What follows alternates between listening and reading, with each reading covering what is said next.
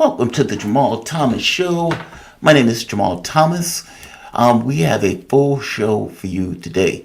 Professor Richard Wolff is going to be here, so there's that. That should be a really good conversation. On top of Professor Wolff, Arnaud Bertrand, I believe is the way it's pronounced, that is going to get into the issue of what's taking place in Ukraine. And later on in the show, we're going to have Kofi Kwaku. He's going to give us this update on West Africa. So this should be a really good show. It's going to be a full show. I'm waiting for the first guest. This was a gentleman who contacted me about a group called, let me see, I want to get it right. Where is it? There we are. Connecticut Palestine Alliance. There it is. Connecticut Palestinian or Palestine Alliance.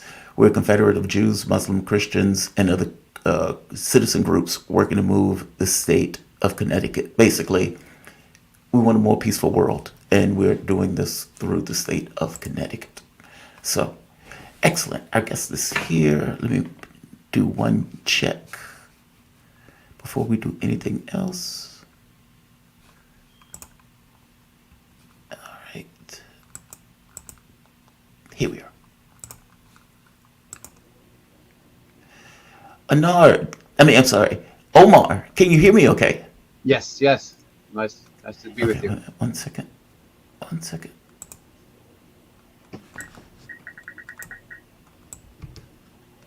There we are. Omar, can you hear me okay? Yes. Thank you. Okay. Excellent. Thank you for joining me. I want to give you a proper intro. I got to be honest, I was impressed by your bio, to put it mildly. Omar Scott Antar is co-founder of the Connecticut Palestine Alliance, which is dedicated to engaging with elected officials, the media, and the public to bring justice, peace to Palestine, particularly in Connecticut. Omar Antar obtained his A.B. cum laude from Harvard University in biochemistry, a Master of Science in biochemistry from New York, a Master of Science in Microbiology from Columbia University, New York, and Master of Business Administration, MBA, and UConn Stores and Healthcare Management. Yeah, that gets a wow, to put it mildly. Look, I want to thank you for joining me. You reached out to me about the group itself and about the work that you guys are doing. And I can bring you on to have a conversation about it. Thank you for joining me. Thank you for having me. So, explain the group for us, and just to share it with the audience so they can see what I am seeing. Yes, and this, and share. All right. Connecticut Palestine Alliance. We're a confederate of Jews, Muslim, Christians, and other citizen groups working to move the state of Connecticut and the nation towards peace and justice, particularly in Palestine. We're a 501c3 compliant organization, so we will not engage in electioneering, advocacy for voting for or against a particular candidate. Thus, participation will not affect our status. So, go into the group for me. How did this get going, and what is I know the mission is what I just read, but in more granular terms, what does it mean? So actually, I have two hats really. One is the Connecticut Palestine Alliance, and I don't know if your constraints or not, but I'm also a volunteer with Justice for Palestine in Congress. And so the IRS tax rules make nonprofits have to separate politics from policy. And so the Connecticut Palestine Alliance is focused on policy, and that's why, as it says on the website, it's 501c3 compliant. And so I interact with a lot of churches, mosques, and synagogue and anti-Zionist synagogue. And in that capacity, we have to focus on policy. And when we interact with the elected officials and the public and the media, we avoid advocating for one particular candidate or another, and so we can't even be in the uncommitted movement, because that uncommitted movement suggests not supporting a candidate. So you cannot positively affirm to advocate for a candidate, nor negatively dissuade people from voting or support a particular candidate. And so so in the Connecticut Palestine Alliance, we focus strictly on policy, but I can also talk about the purely political aspect, which may be a little bit more interesting because we have elections tomorrow. And that group is called the Justice for Palestine in Congress, and that is actually a formal candidacy, and it is a 501. It's registered in the FEC, the Federal Election Commissions. It's a formal candidacy, and for a particular person, his name is Ahmed Darwish. And the reason we chose Ahmed Darwish is because he's in the 5th Congressional District of Connecticut. And the reason that the 5th Congressional District of Connecticut is quite important is because is actually that both the Democrats and the Republicans poured a lot of money in to flip the seat, because the incumbent is a Democrat, but she only won by 0.79% of the vote, or less than 1% of the vote in 2022 election cycle. And so that's worth only 2,004 votes, to be precise. And this district is also a gerrymander district. So it's the northwestern corner of Connecticut, which means all the mountains, and it actually the Appalachian mountain chain goes through the tip of Connecticut. And so it's very rural. And so you'd expect it to be very Republican. But because the way that the district is gerrymandered, it has several urban pockets. And these urban pockets include the towns of Waterbury and New Britain and Danbury and some other places like Farmington and Avon. And something unusual about these places is that there's unusual concentration of Muslims in these towns. Like in Waterbury, there are 5 mosques in the one town of Waterbury, 2 of which are Albanian. So there's a lot of Albanian Muslims in Waterbury. And also in New Britain, there's a lot of Sudanese and Yemeni Muslims and Arab Muslims in general. And in Danbury has 3 mosques itself. And so, and there's even mosques in like Avon and Farmington. But I'm sure you don't know. If your audience is from Connecticut, they would know that these towns, some of these towns are very urban. So, and but then others are like rich suburbs like Avon and Farmington. But it's unusual that the way. Omar, let me interrupt you for 1 second. Sure. Could you lower your camera just a little bit? People are saying, there you are. Yeah. There you go. People sorry about that. Yes. And I didn't want to interrupt you, but I definitely want give you the best look. All right. I'm sorry. Please continue. Yes. So the reason we were focused on the 5th Congressional District is because of the small margin that the incumbent won in the last election cycle. And unfortunately, there are some progressives in Congress who have called for a permanent ceasefire, and like Rashida Tlaib and maybe Ilhan Omar and even other progressives. But unfortunately, Connecticut has a reputation of being a blue state. Unfortunately, none of the 5 congressional members, House Representatives members, called for a permanent ceasefire or an arms embargo or even conditioning sending any arms to Israel. And so, despite its so-called liberal and blue reputation, none of the House members have come anywhere close to being good on the issue of Israel, and that includes Jahana Hayes. And Jahana Hayes is the Democratic incumbent in the 5th Congressional District. And so we were able to find a candidate came forward. His name is Ahmed Darwish, and he's running as a write-in candidate. Initially, we attempted to get him on the ballot as a Green Party candidate, but as you know, they intentionally make it very difficult for people to get on the ballot. But something unusual about Ahmed Darwish is that he has been personally affected by the genocide in Israel. His wife's family, 3 members have been killed, one of which hasn't even been buried because he's still under the rubble. So this is a personal issue for Ahmed Darwish, and of course for many of the Muslims and people of conscience. You don't have to be Muslim to obviously to think very try to base your vote on the issue of genocide. I mean, that's should be a red line for everyone. But go ahead. 1,000% agree with you. It's been somewhat disturbing to me, the degree to which our political space ignored this, or at the very least would tolerate this level of. It's not even just chaos, right? It's not even just giving money to it. I mean, it's like 73% we fund it. But on top of the 73%, there's even this element of lying about it, like in order to defend the state of Yeah. Israel in a sense. Well, I don't know. It's been super strange to me the entire time with this. Let me ask you this: have you had any success pushing any of the political space on this issue?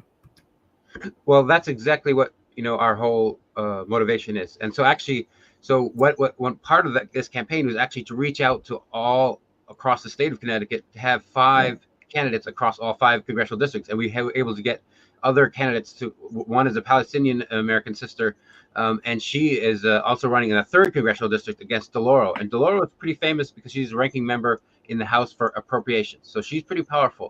And so and there was actually media articles on her in particular, in which the journalist actually, uh, broached either the staff or Delora Question. herself Yeah. to push back on the issue of Palestine. And so in through the media and her candidacy, we have been able to push actually the officials, elected officials on the House level in this case, on their lack of effective support for a permanent ceasefire. Because anybody could say, I'll do a temporary ceasefire, we'll Hmm. exchange prisoners and then we'll bomb you again. So we need a permanent ceasefire to end this war. And actually have like a true exchange of all prisoners of both sides to be and end this war permanently. And as Yeah. you said, they've been 100% ineffective in actually achieving a ceasefire because the Biden administration has been adamant in terms of their refusal to affect the delivery of weapons at all. And Agreed. because the only way to be actually effective and actually mean what you say and say, oh, I'm working tirelessly to bring a ceasefire. That's a complete lie, because the only way anybody can with the 2 brain cells in their head will say the only way to actually force a ceasefire is to actually effectively and incredibly withdraw support from Israel. Meaning the Biden administration has to say and actually implement a Right. stoppage of delivery of weapons to actually Yeah. achieve You peace. can't give a blank check and then shock that the person doesn't listen to you when you insist, to not do X or Y. Why do you think that Harris didn't take a different tact? Like, because I have my pet theory onto why this race is so close, or even from the standpoint of why she seems to be struggling so much, has to do with this notion of her not doing anything different. Meaning, she has not been able to make a clear articulation of how she's going to be different than Biden. And if the majority of the public is dissatisfied with Joe Biden and believe that the country is going in the wrong direction, then by definition, if she's not going to be different, then it hurts her case as being in the way forward. Meaning, even on something like this, I mean, clearly she's taking the calculation that she's hurt more than she would be helped, which is cynical, but fair enough. Do you think that's a true calculation, though? Meaning, do you think that if she did take a different tack, if her language changed on this, if she had some different policy, that would give her more gains as opposed to less so? I think it boils down to, unfortunately, money in politics. And I think you're Yeah. 100% right in that they are very sensitive to the billionaires, especially Zionist billionaires like Haim Saban, or on the Republican side, it's Marian Adelson. So Yeah. she gave millions of dollars to Trump. And on the Democratic side, Haim Saban is more famous. And they're billions, and they dump money into the political system, and then not so rich people, not you don't have to be a billionaire to Mhm. donate, but there's lots of rich Zionists who donate into the political system, and affect it greatly. And the most recent example is Jamal Bowman Yeah. and Cori Bush. They were also they ejected because of Zionist groups openly dumping millions into their campaign. And Yeah. interestingly, those monies it produces ads that has nothing to do with Israel, but they just want to effectively signal to people that we'll dump money and kick you out. And Mhm. so the politicians are responding to that financial signal, unfortunately. And because of that, it's our job to make that financial corruption of the political system be ineffective. And the only way we can make that ineffective is to actually organize so that our organization can outbid or outwork the money dollars, Yeah. because at some point money can reach its saturation point, and you can put ads all day long, and that person can still be disgusted of the genocide in Gaza and still vote against Agreed. the incumbent or whoever the APAC person is supporting. And so it there becomes a point at which we can equalize the financial dollars, but that requires a lot of organization, and it requires a person like Bernie Sanders, who's able to outcompete the money donation through small donations. Unfortunately, none of the Democrats are like Bernie Sanders anymore, and that it's rare to find a person who will raise money through grassroots, through the power of his message and the appeal of his Yeah. message, and and obviously to serve the actual people as opposed to serve the donors. That is a very true statement. It's been disheartening. I'll put it that way.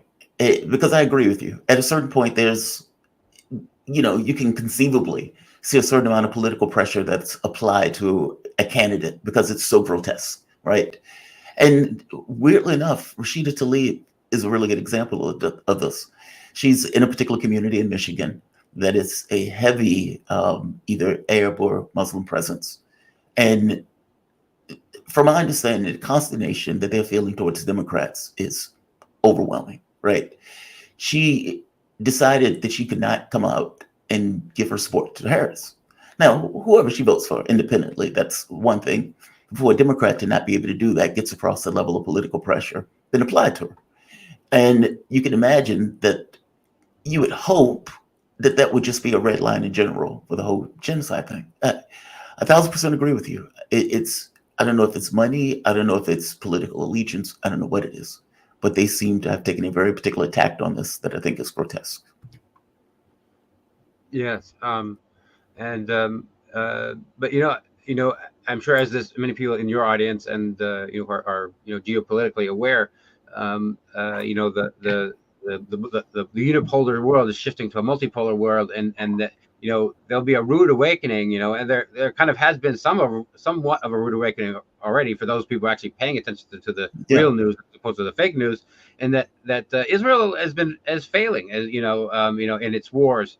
In both in Gaza, Hamas has not been destroyed, and in Lebanon, Hezbollah hasn't been destroyed, but and of course in Iran, and so just militarily on the ground, obviously Israel has been effective in bombing defenseless Yeah. people in Gaza and killing and massacring maybe up to 200,000 or even more, according to the Lancet. But they haven't been able to militarily defeat and destroy Hamas, Hezbollah, Yeah. or Iran. And on the actual opposite, there've been a lot of casualties both in Hezbollah and in Lebanon. There's talk of withdrawal because the initial invasion of southern Lebanon has been going so badly, and of course, Iran has been able to pierce the air defenses, the Iron Dome and whatever Yeah. of Israel to destroy air bases in Israel. Omar, man, I am going to have you back Yeah. for a much larger or longer conversation. And so I really appreciate this. And I am going to put the link to your group below in the description of this video. Yeah, I got Omar two, Stat Antar. He two is links. co-founder Palestine, of the Connecticut Palestine Alliance, which is dedicated to engaging with elected officials, the media, and the public to bring justice and peace to Palestine, particularly in Connecticut. Omar Antar obtained the AB Cum Laude from Harvard University in biochemistry, Master of Science in biochemistry from Albert Einstein College of Medicine, New York, a Master of Science, microbiology from Columbia University, New York, and a Master of Business Administration from UConn Stores Height Care Management. Just wow. Thank you for this, man. I really appreciate it. All right, I'm going to take a quick break. And my guest should be here pretty soon. I'm going to check with him now during this break. My name is Jamal Thomas, Jamal Thomas Morning Show, and I will get back to you in a moment.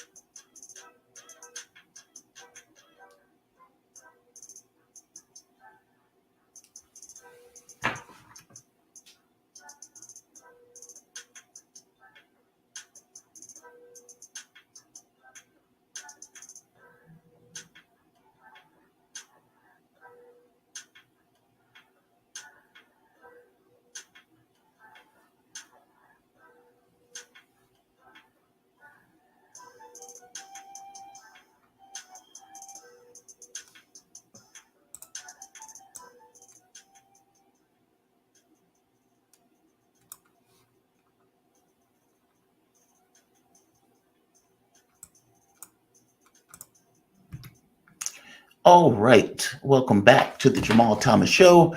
My name is Jamal Thomas, the host of this show. My guest looks like he may be blowing me off. Apparently, when I reached out to him this morning, because I have a full slate. Richard Wolff is going to be here at 8. Kofi and Camilla Escalante, she's going to be here for the 9 o'clock hour. So when he hit me up this morning, he said something to the effect of, is this audio and visual? And I said, well, yes, this is both. And there was and then there was radio silence. So there's that. That's okay. Laugh 66. Hi, Jamal. If you could give Francesca Albanese, even for 20 minutes, that would be amazing. She is amazing. And I agree with you 1,000%. That would be amazing. If she would come on this show, I would be over the moon. She's been very aggressive. I mean, if you hear the stuff that the U.S. government says about her, gets across how strong she's been on this issue. She has called this a genocide. She's been unwavering in that assessment. I can't say she's wrong with it. And they've called her anti-Semitic. They've said they trashed her from the State Department. No, she's been fantastic. She has been fantastic. So over the weekend, there has been several stories that has popped up. One is coming from Iran, and you get right here. The IRGC vows unimaginable response to Israel. And right here, the commander of the Islamic Revolutionary Guard Corps warned the Zionist regime that it will receive such a great response for its recent acts of aggression against Iran it cannot conceive. Wow. Addressing a cultural event in Iran's southern provinces of Fars on Thursday, Major General Hussein Salami pointed out the Zionist regime's attack on Iran on October 26, saying Israel's is mistaken to think that they can change the history by launching a number of missiles. Right here, the IRGC commander then warned Israel that it would be given a, quote, unimaginable response to its acts of aggression against Iran. On October 1st, Iran responded to Israeli aggression, et cetera, et cetera. So more news has been coming out about this, and Iran seems to be dead set on this attack. And not just dead set on the attack. If I'm not mistaken, they've even put out like a video or like an ad or something about True Promise 3, since the other one with True Promise 1, True Promise 2. So there's that. The United States apparently came out, said something to the effect of, well, we're not going to be able to restrain Israel if you indeed attack, meaning if you attack, then we're not going to try to restrain Israel, which is somewhat laughable, as if the U.S. has had any capability to restrain Israel at all. One of two things is true. Either it is not the tail wagging the dog, meaning it is indeed the dog wagging the tail, it's just complaining about it as it's being wagged. Or what they're saying here is that they were exercising some level of restraint on Israel, which, if that's true, then maybe the people who pointed out this is U.S. policy is right. Maybe the people who pointed out this is U.S. policy just so happened to be right. So I don't know. Either way, you can imagine this means a bit of chaos, to put it mildly, in the Middle East going forward. Another story that came out over the weekend, I have to be honest, that annoyed the hell out of me. Nicole Wallace. Do you know who Nicole Wallace is? Nicole Wallace is the woman who worked with the Bush administration. Now, if I'm not mistaken, she's also the one that ran with McCain in Game Changer. The woman that was working with Palin, that was like she doesn't know anything and everything else. That was Nicole Wallace in real life. So Nicole Wallace is now on MSNBC. She is one of these resistance Democrats of sorts, even though she was Republican at one point. And she has come out and I'm astonished by this on so many levels. Just because, how can I explain this? If you weren't around during the Bush era, like meaning if you weren't, how I was a kid during the Bush era when this was in play. And there was Keith Olbermann who would flip out, he would lose his mind, he'd scream and screech every night on air. And he would call Bush everything but a child of God. You had Democrats who were calling Bush a warmonger, etc. That was Bush era, at least for me anyway. That's what I remember in my formative years in that period. I remember Rachel Maddow was talking about drone wars, all of this stuff. Democrats were uber focused on going after George Bush as everything but a child of God. Oh, okay. The same guy that lied us into a war, the same guy that got rid of habeas corpus, the same guy with Dick Cheney cherry picking information behind the scenes that ends up getting, what, 1 million Iraqis killed, not to mention his behavior or the actions of the Bush administration that were so comically inept that they ended up creating ISIS as one of the fallback effects. $10 trillion spent. We've been in the Middle East for God knows how long.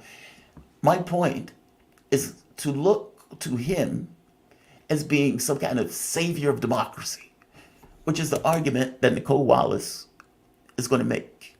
I am astonished by these people, to put it mildly. Let's see.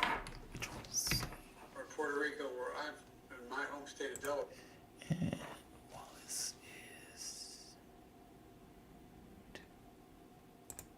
Now that Trump's rhetoric has veered into such dangerous territory that it is right now currently under investigation, I feel compelled to share the question I get asked more than any other when I'm off this set, which is this: where is George W. Bush? I understand better than most that these days he chooses to speak through his actions. So this morning I re-upped my question to President Bush's office about whether anything might change his mind about staying silent ahead of the election next week. An advisor said he's not going to insert himself into this political moment. We have a right to hope that those who have stood for freedom and celebrated those who have protected it might have a last-minute change of heart in the closing hours of this campaign. I make this public plea to President George W. Bush in the spirit of doing what he taught me to do: leave everything I know how to do in service of our democracy and freedoms, the things he taught us to cherish, on the field. I am astonished by this. Like, how do you do this? How do you do this? How do you say that? Like, she acts as if no one else lived during that time period. I mean, and again, they're saying this. George, how do you rack up a body count of over 1 million people? And you don't rack that body count up over a real war. A real war from the standpoint of this country being attacked. You rack that body count up from the standpoint of creating evidence, using an attack against this country to manufacture evidence to attack another country. And in attacking that other country, you get thousands of Americans killed in the process. You spend $10 trillion in both of those countries. And on top of spending $10 trillion, you get chaos for basically the next 20 years. How do you look at him as being a savior of democracy, and you heft him against Trump as if, well, George Bush is such a much better man than Donald Trump? Kamala Harris is doing the same thing with Liz Cheney, right? Liz Cheney is such a much better woman than Donald Trump. It's like, and Donald Trump's main argument is kind of the point. You guys are perfectly okay with killing a lot of people.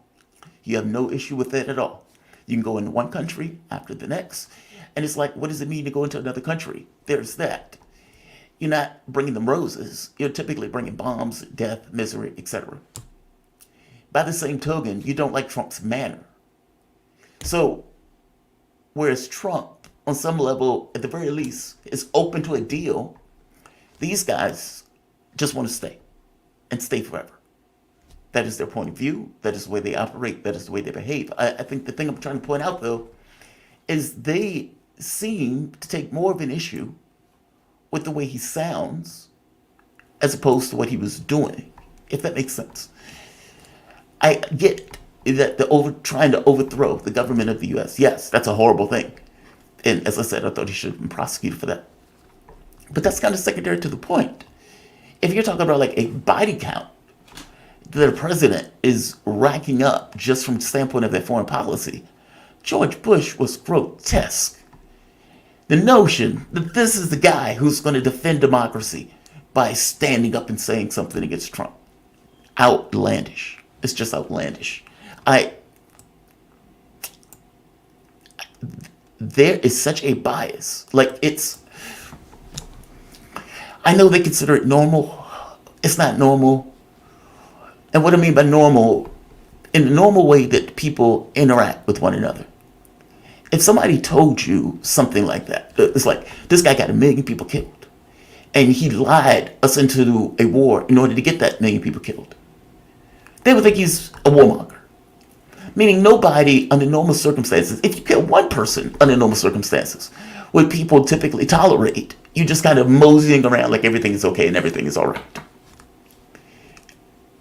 It is a bizarre phenomena in Washington where they would take a perspective that ignores the killing part and just move past it. It's very bizarre.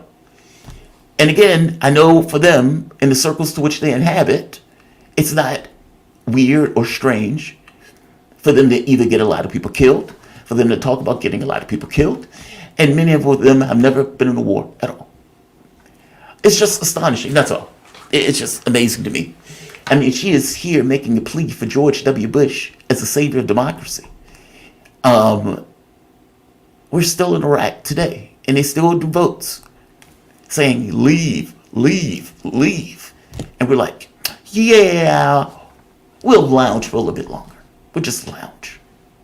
I mean, if you think of the foreign policy that came after it, each president is almost an extension of the previous president. So you get George W. Bush with the drone wars. Obama gets a Nobel Peace Prize before he even takes office.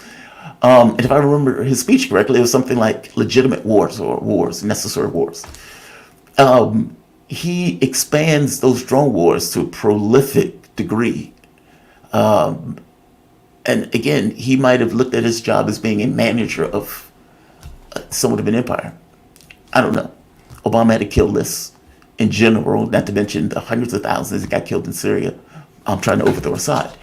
I guess I'm saying one policy after the next, from one president after the next, goes back on some level to George Bush. Don't tell me that this man is the savior of democracy. Don't tell me he's the savior of democracy. Also, one of the wild things in the conversations that I just had with Omar, for example, this notion of this inability to distinguish oneself from the other person. Meaning, Kamala Harris, when she first popped into the race, it was, I'm something new, I'm a new generation, I'm something fundamentally different. Okay, something fundamentally different, fair enough.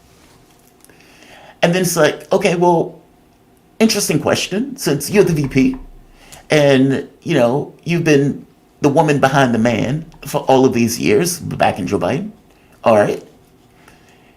If you had to, you know, look over his shoulder at Monday morning quarterback, what would you have done differently?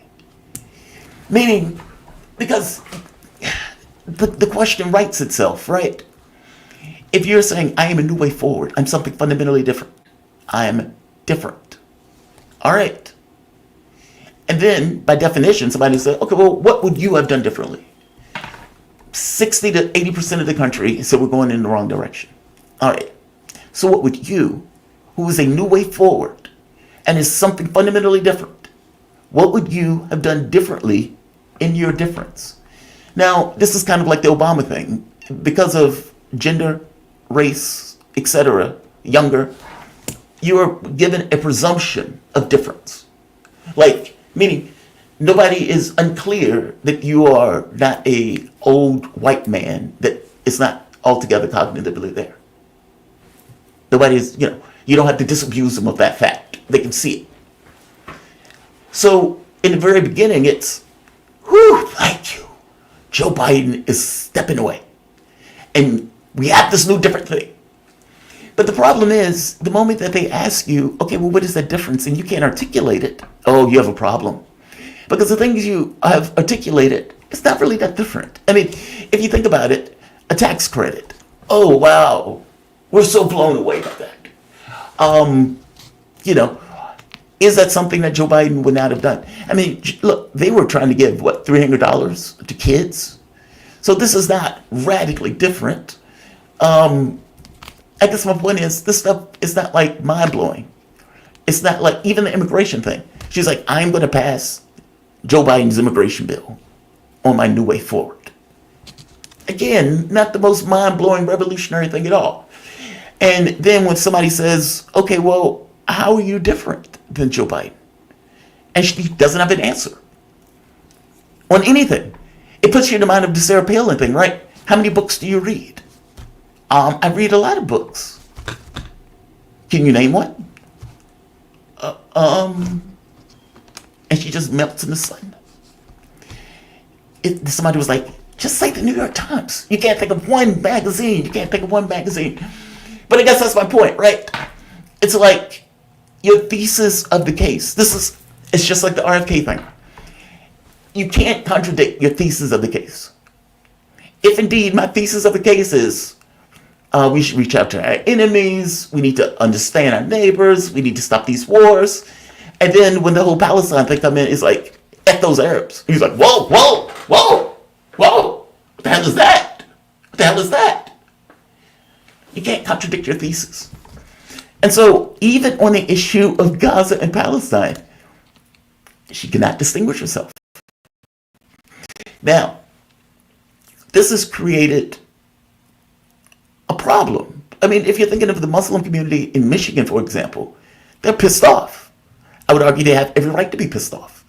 If your mom, uncle, nephew, cousin, sister, brother, whoever, your teacher, your, hell, dog catcher, I don't give a shit who it is. I mean, look at the way African Americans feel here in the United States when somebody gets killed in another state. It can be a completely different state. People lose their mind in some other state. They consider themselves a commonality of experience, right? That's not necessarily the most shocking thing in the world. And to know that 73% of all of it is paid for with their tax dollars. Meaning those people work, they pay taxes, they have businesses, these things are part of a society. And their tax dollars goes to doing that to other Arabs or Muslims. Yeah, that's an astonishing thing. And there are no restrictions on it. It's purely up to this point, purely hands off. And yet, they would come to you and say, we're working for a deal. We're doing everything we can. We're trying hard. We'll tell Israel not to do this. And we don't want Israel to do this. And it's like, but dude, you are giving billions of dollars. You're giving diplomatic support. You're giving military intelligence. You're defending them in the United Nations. And even when the UN Security Council, when they passed the ceasefire, he said, well, this is a non-binding resolution. Meaning, over and over again, every case that's what the Matthew Miller is a sociopath. I full well believe it. I would not be shocked if Matthew Miller, if they found bodies in his trunk. He is a complete sociopath. Some of the things that he says at that podium, just astonishing. It's like, hey, they shot a child. And then when people came to see about the child, they dropped artillery on the people who came to see about the child. Yes, look, I'm not going to answer for Israel in this particular situation. I mean, you should direct those questions to Israel.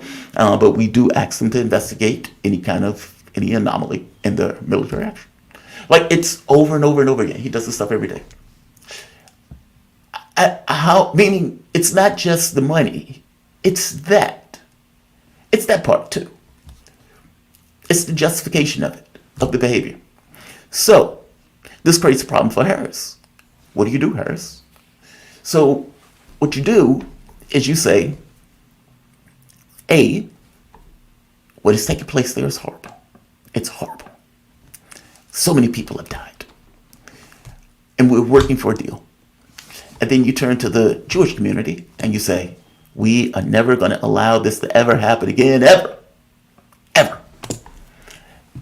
And I'm going to give credit to CNN to even finding this, because this is totally hilarious to me. This is Harris trying to do two things at once. And of course, when you try to do two things at once, you don't do either all that well. There we go. Now that Trump's rhetoric has veered into...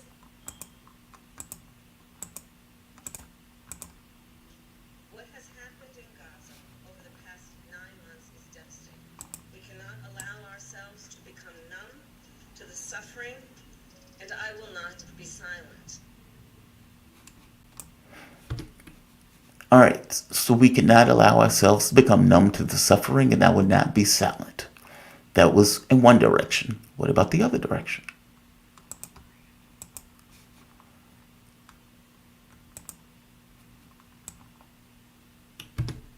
Itself, and I will always ensure Israel has the ability to defend itself, because the people of Israel must never again face the horror that a terrorist organization called Hamas caused on October 7th.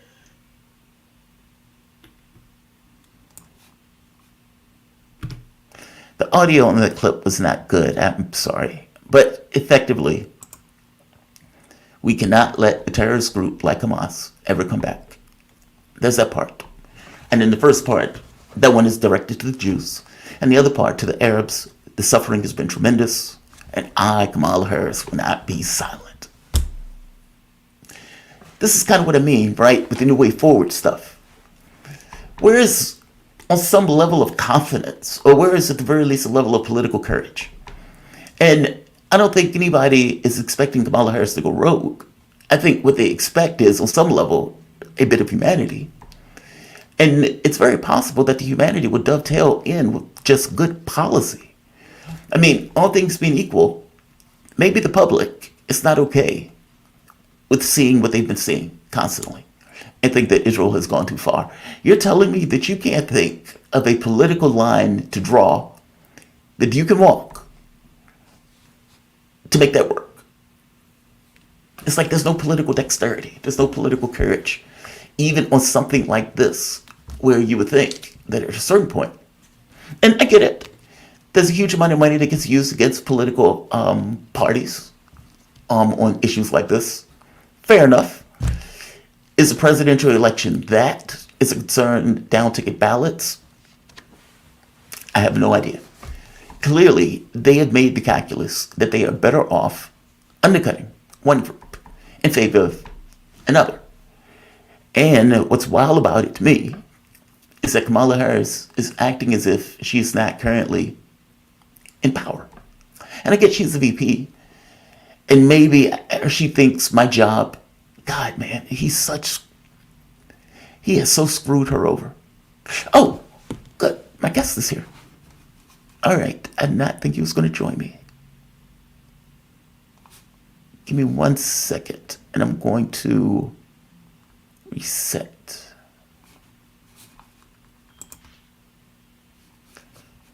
1 second. Anard, thank you, man. I didn't think you were going to join me. How you doing this morning? I'm good, Jabari. How are you? I am doing fine. I am much better that you're joining me. I was drowning. No, man, I'm glad that you could join me. I was looking forward to the interview. And just for the audience to know who you are and to give you a heads up, Anard Devile, he is an author, political consultant, and human rights defender. No, I'm happy that you could join me. So, one of the things I wanted to get in conversation with you about, it has to do with I guess, in part, the tenor of the war, but also the tenor of the rest of the world. And what I mean by that, I often point out that the issue with Ukraine goes beyond the issue of Ukraine. There's a level of geopolitical significance that happened as that war progressed and as it became very clear that A, Ukraine was losing, B, NATO did not have the capability in order to push them over the finish line, and even from the standpoint of their economic might, it degraded. And then you got Russia, who they kept saying is militarily isolated, start making deals all around the rest of the world, bringing these countries together under this kind of umbrella of BRICS, but not just bringing them together, but either strengthening those ties. How do, like, if you had to explain this to a Western audience in a way that they don't necessarily get from their mainstream media, how would you explain the significance of what has been taking place since the war started? Well, I would say that it was a major miscalculation. Was it? I'm hearing an echo here. Yep. Oh, Yep. oh, I'm Much sorry. better. So I would say it was a miscalculation from the start. Probably born out of, I would say, pride, which, as you know, precedes the fall. And when people basically exchange ideas and conceptualize plans without getting any kind of alternative narrative, you operate in an echo chamber. And what happened here is that they got to intoxicate themselves, essentially. And so when the special military operation, as we call it in Russia, started, it basically led to what I would call a worldwide insurrection as the war went on and progressed. And far from being backed into a corner, Russia quickly regrouped, adapted. On the economic sanction front, they were able to find alternate routes and alternate Right. partners. Why? Very simple, because of the sheer size of the country and the almost limitless amount of natural resources which major players in the world, i.e. China and India, rely on, but not only. And so in thus far as getting shelves stocked, one has to remember that the sanction regime was initiated in force back in 2014, Right. albeit on a somewhat manageable level. And so when the collective West, as we call it these days, decided to go full on and unleash what is today 21,000 sanctions, no less. It's the largest sanction Wow. regime ever inflicted on any country in times of peace. Because remember, the collective West is not technically at war with Russia. Right. Russia was ready, and this was the work of the preparation work that was handled by one of Putin's closest advisor, someone by the name of Sergei Glaziev, which your auditors might want to look up, Google up. But he's part of that close, circle of advisor, and he's basically in charge of the economics aspect of preparing the country for, because they knew right. what was coming. Right. There was no illusion. There was more of a legalistic approach starting in 2014, as we saw through the Minsk Accords 1 and 2, Resolution 2202.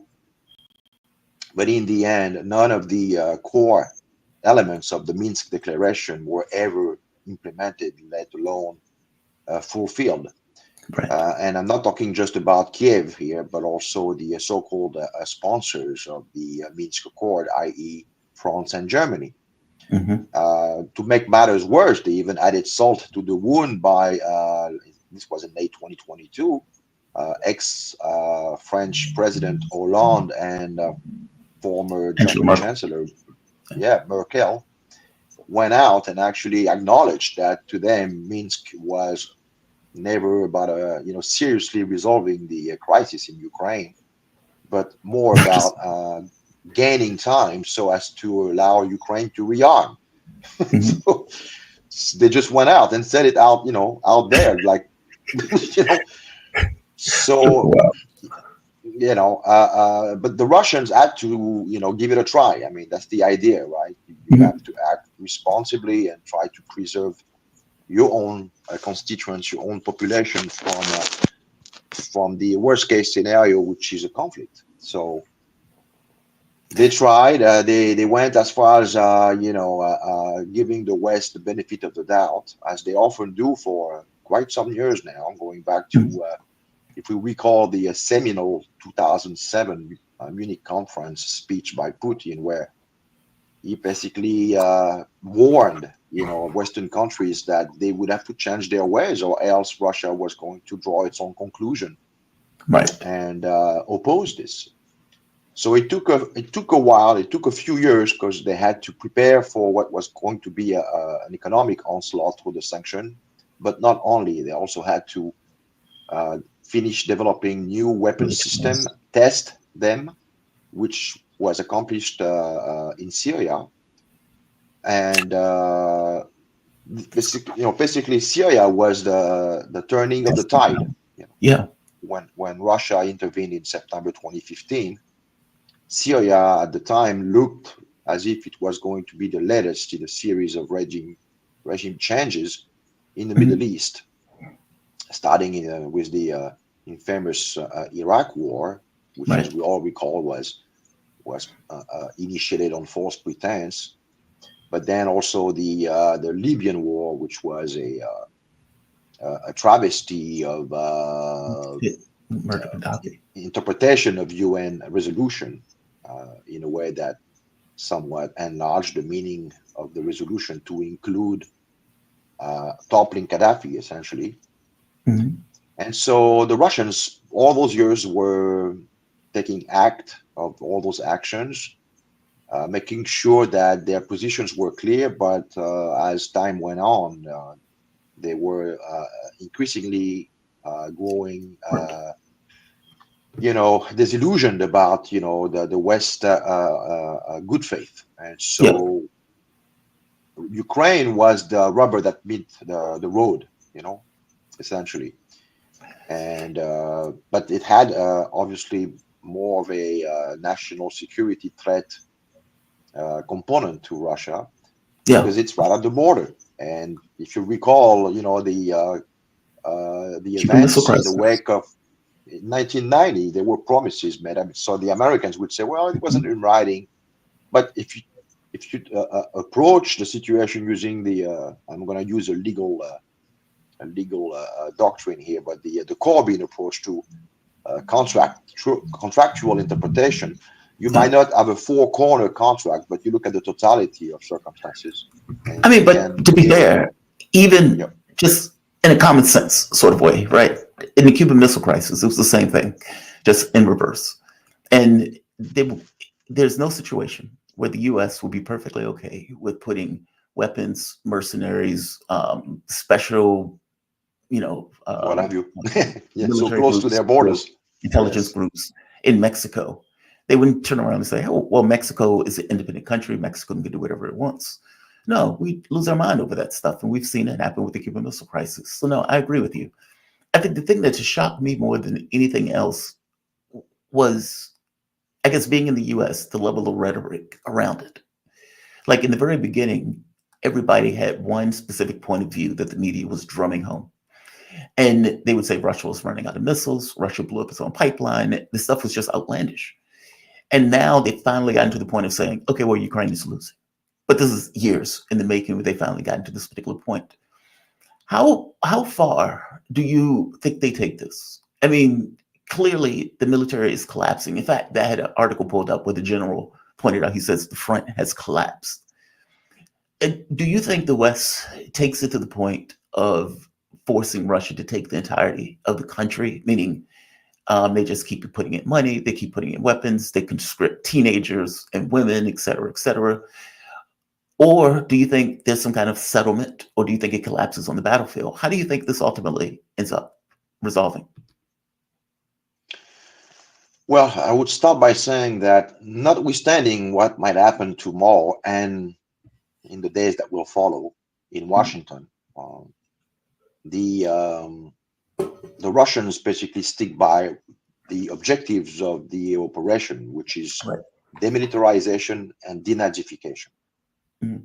So they're not going to take into account tangential elements only in those far as they take into account their security concerns, Right. which is not having Ukraine become a member of NATO. But this was stated back in 2008 already when Russia opposed that Bucharest declaration. Hmm. And two, making sure that the country is demilitarized and it does not host nuclear weapons. Right. So, and it basically takes into account that those eastern former oblast, former regions of erstwhile Ukraine, or what's left of it, are forever recognized as new subject of the Russian Federation. So if we can see some kind of a predicate that take into account those four criteria, we could be seeing a start of negotiation. Russia has always said that they're willing to negotiate. The idea is not to, prolong the war beyond the objective stated. Right. But they're not hanging their hat on one person or one particular event. They have their own agenda and they're sticking to it until further notice. This is pretty much it. Now, to your question as to whether or not the neocon driven war machine ultimately plans on somehow luring Russia into seizing the entirety of Ukraine with the idea that they could engage in some kind of guerrilla warfare and Right. apply what was referred as in the Rand paper in 2019, which is to exhaust Russia at its borders. I wouldn't put this out of question. I think for the time being, it's a communicational war in the West.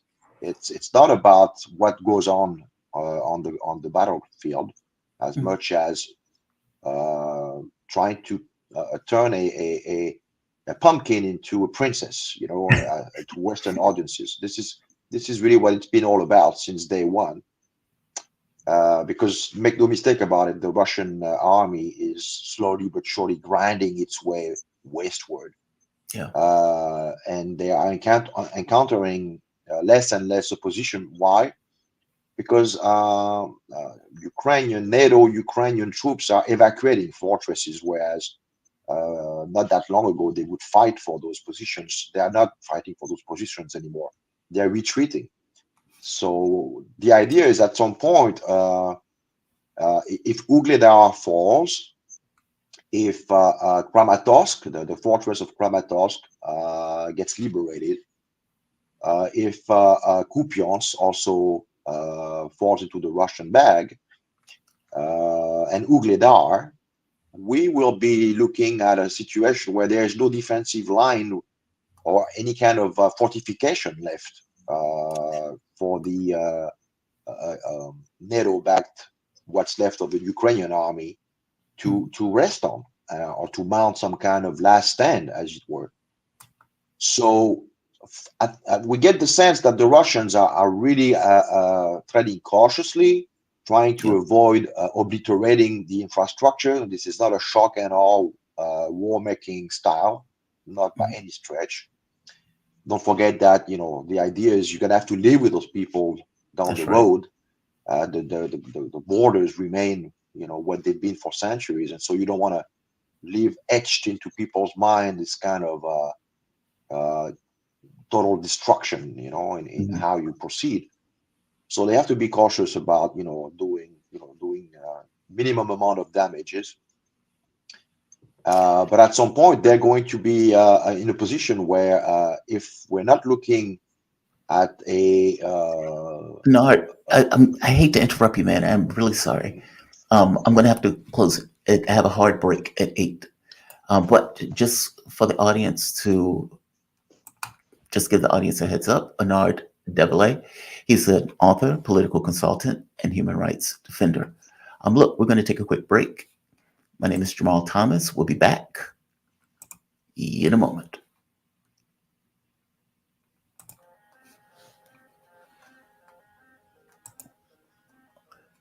Okay.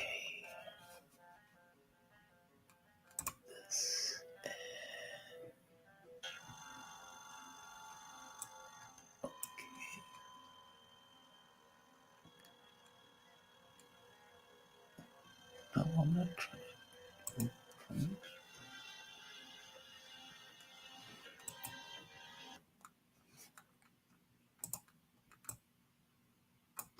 All right, welcome back to the Jamal Thomas Show. My name is Jamal Thomas. I am joined with the one and only Professor Wolff. Let me bring him in. There he is. Professor Wolff, thank you for joining me, man. How you doing today? All right, Jamal. Glad to be here. Glad to have you. Just so the audience will know who you are, Professor Richard Wolff.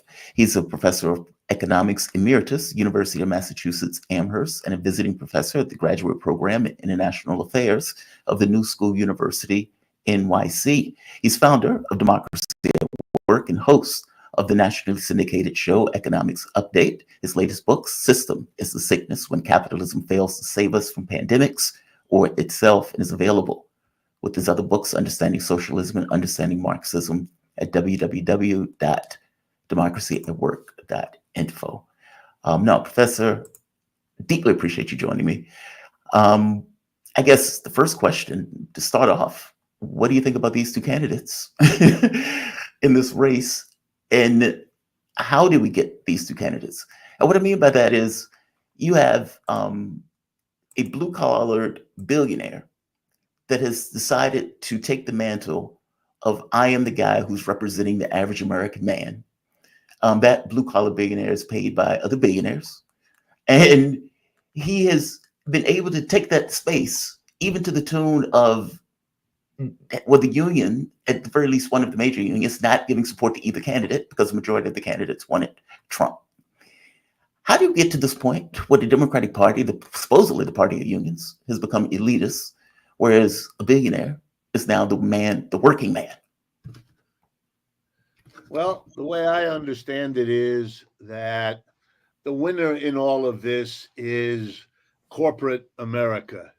They always went, for most of recent American history, for the GOP, for the Republicans. Right. And you're right, Democrats, ever since the Great Depression with Franklin Roosevelt, they went with the Democrats. And that was a problem for the corporations because the majority of people are workers, they're not employers. Right. And that meant that they were always in some sort of danger that if things went over where the majority were, the working class, that they would put into office leaders who would take the country in a direction that's good for working people, but not primarily good for the profiteers. Mm-hmm. You know, the U.S. Census Department tells us that 3% of Americans are employers. All the rest of us are not. Wow. And I think what the corporations set out to do years ago was to change this by basically buying the Democratic Party, making politics so expensive in this country that you had to raise tens, hundreds of millions of dollars in order to have even a faint chance of getting your name and your face and whatever ideas you have out there. You know, if I look at the statistics, Kamala Harris, who is not a billionaire for sure, but nonetheless has raised more money, if you add up everything that the Democratic Party has, than Mr. Trump has raised on that side. I think a lot of corporations faced right now with the choice would prefer Kamala Harris because there's too much craziness around Trump and makes these folks a little nervous. Just, well, where's he going to go? But none of them are worried. No corporation in America is worried that with either Mr. Trump or with Kamala Harris, the basic story of American capitalism is safe. Yeah. The 3% employers will keep their corporate business. Might go up a little, might go down a little, but no one is challenging, no one is questioning anything about the basic system. And for me, as a professional economist, Jamal, I got to tell you, our problems are basic. We have an inequality here that is unsustainable. We are doing things to our climate unsustainable. We have an economy that bounces between inflation and recession and unemployment that is horrible for the mass of people. Those should have been the issues. Not a word. Mr. Trump has no word to say about any of that. And Kamala Harris, they're all, they'll do a little here, they'll do a there. Mr. Trump will cut taxes for a few companies, and Kamala will do something good for child credit and help new families put money down. These are they're good for those people who benefit, but you're not dealing with the basics. That is what's upsetting this country.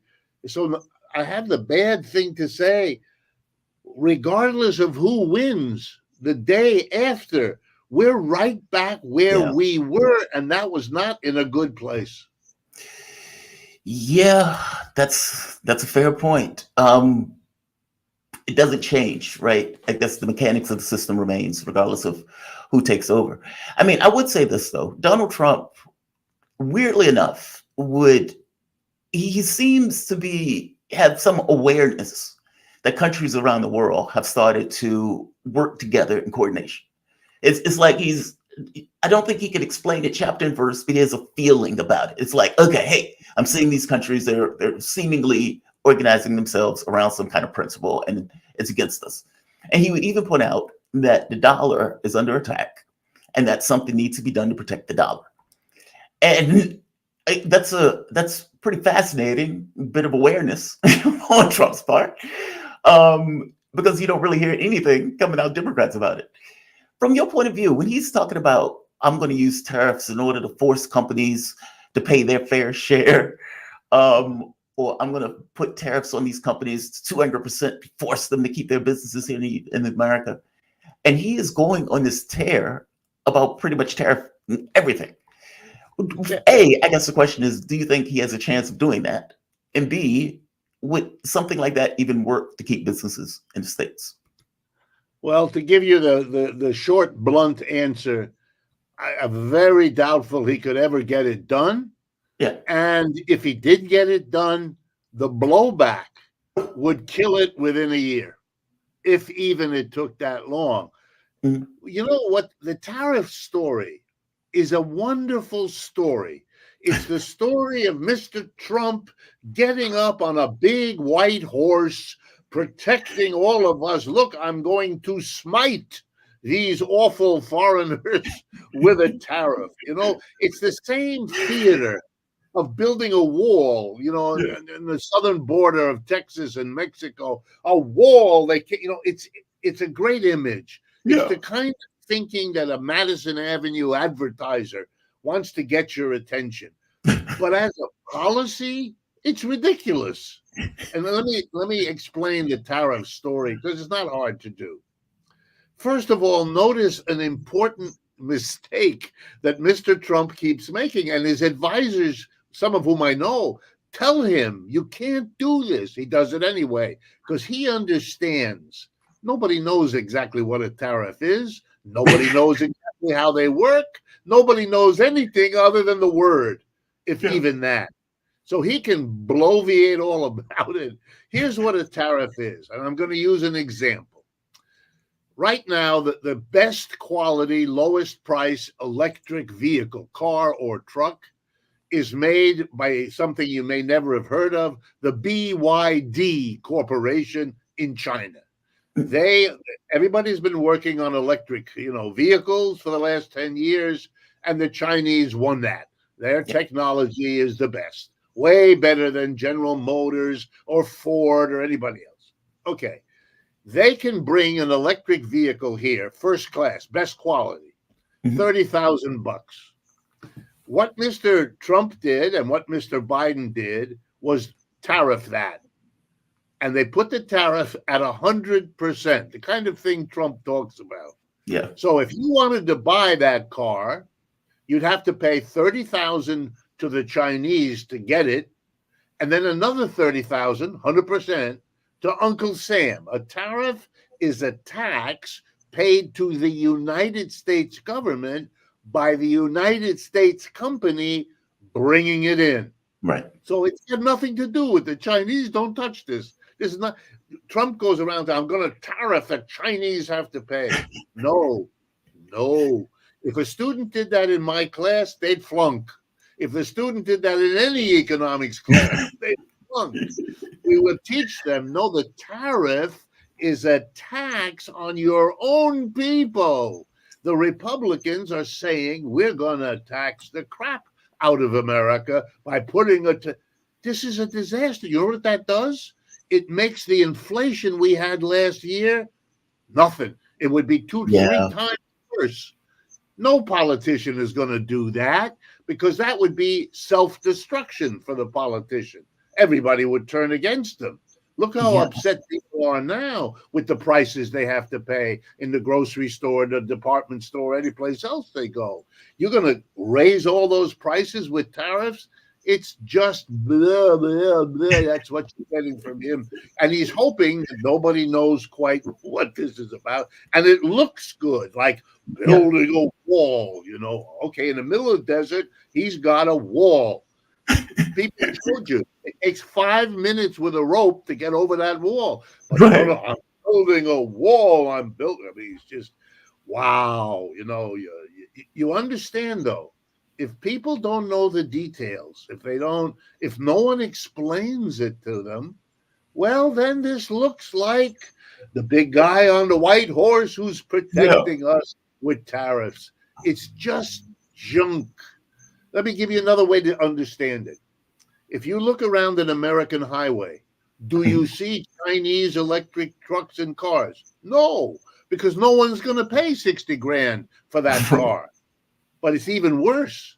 If you go to Europe, you see the BYD electric cars all over the place. France, Germany, England, everywhere. You know what that means? It means that they don't have a tariff of 100%. They don't. They barely around 30%, which is a high tariff, but not the American. So people will buy and do buy Chinese. Companies buy Chinese trucks. And you know what that means? They get an electric truck much cheaper than an American because the American can't get the Chinese thing that costs 60 grand. So you know what they do? They pay 50 grand to GM for a truck. It's not as good as the BYD, and they paid 50, but their competitor in Europe, they only paid 30 to the Chinese. You know what that means? Americans lose to the competition from other parts of the world that are buying up Chinese trucks and cars to beat the band. Just to give you an idea, this last quarter, I mean, you know, I keep up with these things.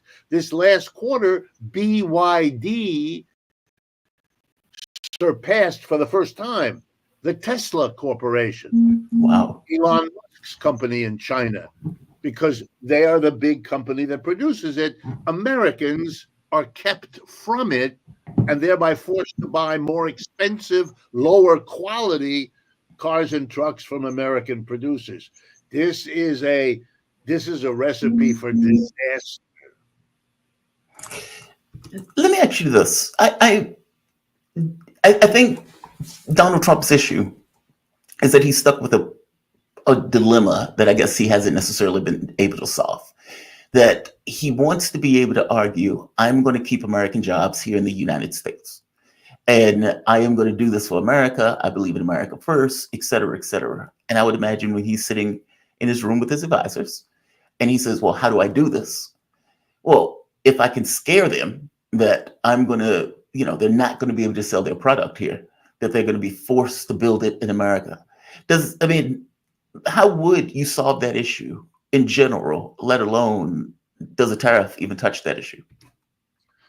Well, I don't think the tariff touches the issue, and I don't think they'll be able to argue, bring them over here, because if anything has happened over the last 10 years, and we all know it, that the tensions, the hostility between the United States and China has gotten worse and worse with every passing month. If you are a Chinese producer, like, for example, the BYD Corporation, and it is only one of several companies that produce electric vehicles in China, but if you were one of these companies, would you be looking to move to the United States? I don't think so. That's not a friendly place for you. You're not going to get cooperation. You're not going to get support.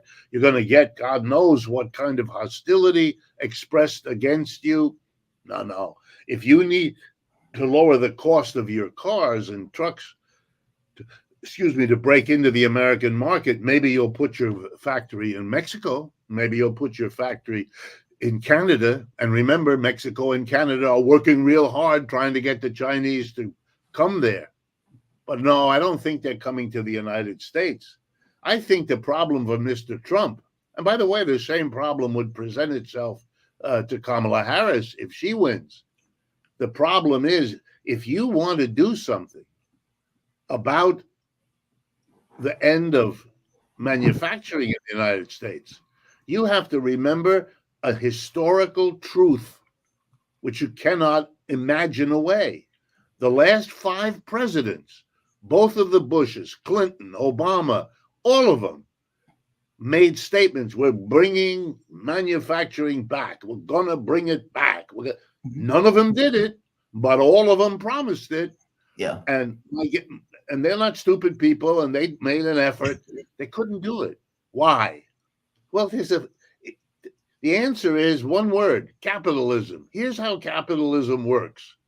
I've taught in business schools in this country. I know what we teach young capitalists when they go to school to get their MBA, their Master of Business Administration. If you want to succeed in business, go where the wages are low and the market is growing. Well, here's the problem. For the last 30 years, the wages in China were way lower than they are here, and the market of China is growing in a way that Americans could only fantasize about. That's the reality. And you know what happened? American companies decided to close the factory in Chicago or New Jersey or Carolina and move it to Shanghai. Blaming the Chinese is very weird. It's not the Chinese who did this. They don't have the power. The decision where you locate production is made by the board of directors of the corporation. They decided because it was profitable to move to China. And they made a ton of money from it. Yeah. That's why they still do it. If you don't deal with that problem, then you're not going to solve anything, because it's still more profitable to go to China than it is to stay in the United States. And that reality has to be dealt with. If you wanted to say, and I'm fine with it, if you wanted to say we really want manufacturing here, well, then there'd have to be somebody, and who is going to do that beside the government, who's going to say, we make the decision where production happens, not you corporate boards of directors. You don't get that anymore, because what you did brought us to this problem. So we're going to undo what you did. But you can imagine the corporations will never support neither a Republican nor a Democrat who would dare say such a thing, let alone do it. But if you don't do it, and if you don't say it, then we're going to be sitting here, you and me, next year, the year after, having the same conversation, because whoever wins will promise to bring back manufacturing and will be equally unsuccessful as the last 5 presidents were. Yeah, I think that's the dilemma. I mean, that he's stuck with, or that all of them are fundamentally stuck with. I mean, it's very strange, the number of conversations that they don't have in lieu of the ones that they do have. I mean, the shrill language and everything else in the context of the world that we're in. From the standpoint of looking at, and one more thing about Trump, he seems to be aware that countries are forming. And I think if he's seen some kind of video on BRICS or something like that, he's become more aware of like, hey, there seems to be a new economic order. Again, I don't know if he knows the stuff in detail, but he seems to be aware, and he seems to be aware in a way that I don't hear coming out of Democrats. I mean, for the debt is another thing, $35 trillion in debt. Doesn't come up. It doesn't seem to be a big issue. I want to move to BRICS for a bit. From the way that the BRICS is organized, they just had the meeting in Kazakhstan. Yeah. What, 30 different countries? We're talking about more than half of the globe. It basically was there or being represented at the BRICS summit. That's right. This new economic order, when you saw that as an economist, what was, I guess, the main thing that crossed your mind when you're looking at something like that, an organization trying to form into this kind of new norm on the global stage? Well, Jamal, I'm really glad you asked, and let me give you an answer from the bottom of my heart.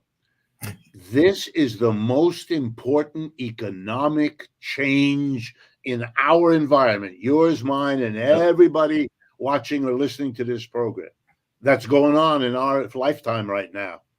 It is amazing how important it is and how little attention was devoted to it. By the way, BRICS is 10 years old. It's not a new development. It's been building up, et cetera, et cetera. And now wow. It started with 5 countries: Brazil, Russia, India, China, and South Africa. Mm-hmm. Then about a year ago, it added 6 more countries, and now it has added 13 more. And you're right. This is an association that represents the majority of the people on this planet.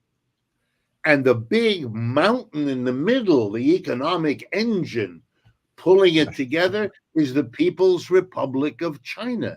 And why is that important?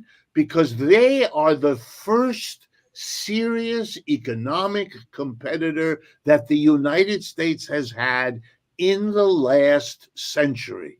Mm-hmm. Look, coming out of World War II, 1945, if you looked at the world then, with me for a moment, all the major possible competitors of the United States had been wrecked in the war: Britain, France, Germany, and Japan. Those were the only, Russia, if you want. They were all wrecked by the war. They had lost millions of people, many more than Americans were lost, et cetera, et cetera, et cetera. The bombs had fallen on them. Let's remember, other than Pearl Harbor at the very beginning, no bombs destroyed the American factory or the American railroad system or the American harbor or anything like that. So we were the top. We were the king in 1945. We had no competitors. The rebuilding of Europe required us, U.S., to lend them money, the so-called Marshall Plan, so they could buy American goods to rebuild their economies, which they did. I don't want to take any credit away from them. But until recently, the United States is it. The dollar is the currency used around the world. Yeah. It's as good as gold. You know, we became the global empire. We replaced the British Empire, which was the one before us. But here's the problem Americans are afraid to talk about, let alone deal with. Around 2010, 2015, the American empire peaked. It is now declining. And people like you and me who grew up when the economy was going up, I got to tell you, which should come as no surprise, the ride up is a lot more fun than the ride down. Yeah. We are now down, and China is coming up with its allies. Every company on earth right now, every country on earth right now is rethinking its politics, its buying and selling, its global trade, its where it borrows, because the world is changing.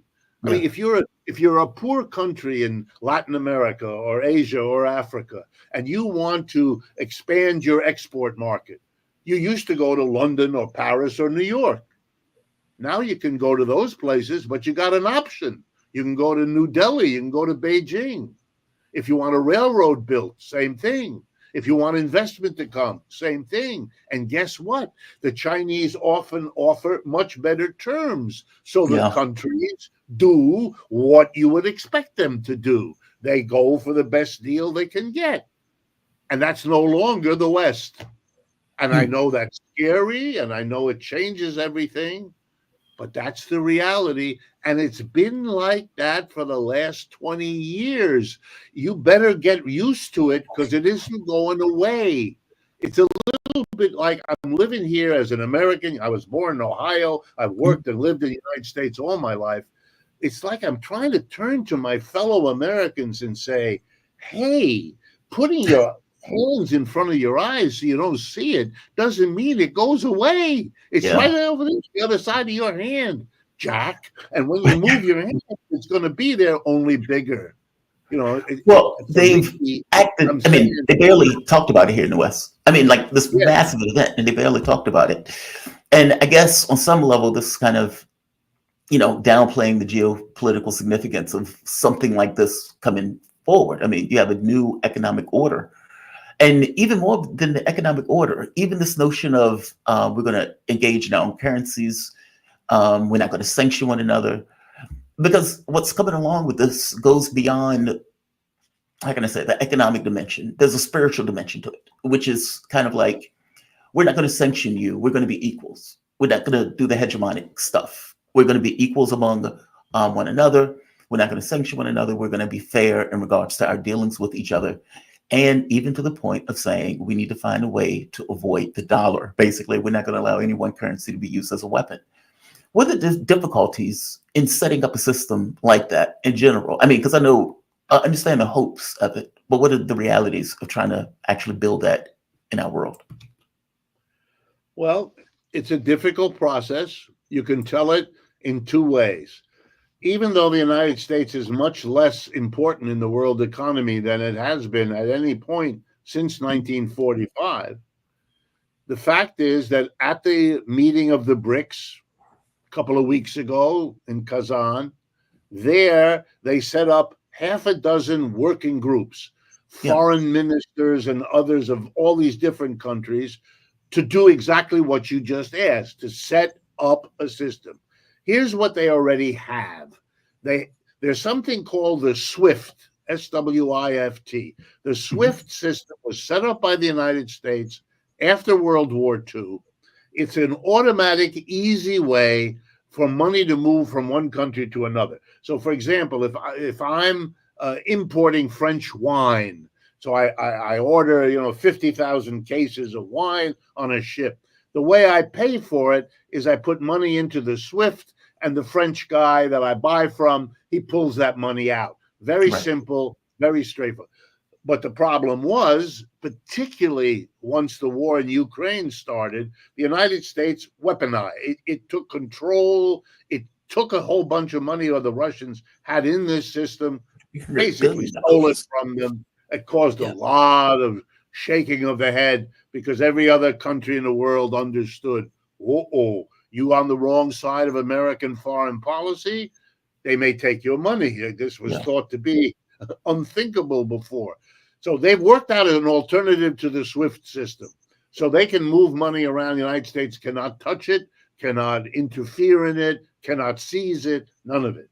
What they haven't yet done is develop a currency. They're struggling between coming together as a group to support a new currency, let's call it X, which would then compete in the world. It would be X or the dollar or the Japanese yen or the euro from Europe or the yuan from China.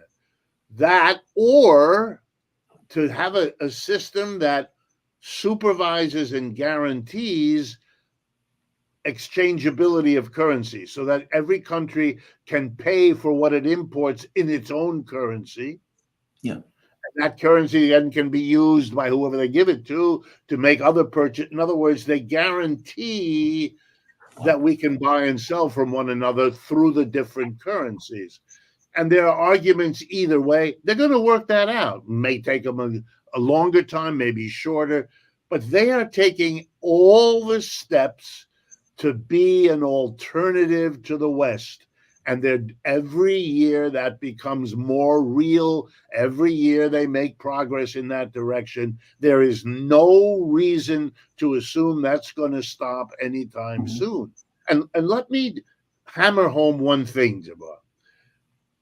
The war in Ukraine.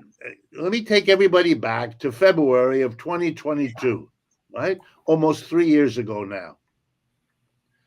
It was predicted after Russia invades Ukraine that the Russian economy would collapse, that the ruble would be worthless. How can Russia stand if the whole West punishes them? Yeah. All right.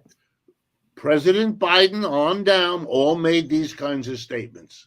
Lloyd Austin, the defense secretary, Mr. Blinken, the secretary of state, and so on. Now, here we are 3 years later. Here's a fact. None of that happened. Russia's economy is in fine shape, growing faster than the U.S. as I speak to you. The Russian ruble has gone up and down, but not particularly more or less than it did before. None of these predictions are true. And if you read any European newspaper, you will learn that Russia is winning the war in Ukraine. There is no way other than self-delusion that would lead you in any other direction. Now, what happened here was the problem of not understanding BRICS. What was supposed to cripple Russia was not buying their oil, not buying their gas, which are major exports for that country.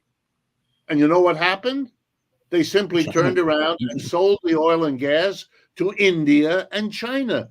Yep. That should have been in the planning of the West. You know that there's a BRICS. You know they're allied. You would have had to assume that the Russians would try that, and then you would have understood they might get it, which they did. Yeah. And therefore, these kinds of mistakes are being made every day, big and small, because you don't want to face that the world economy has changed.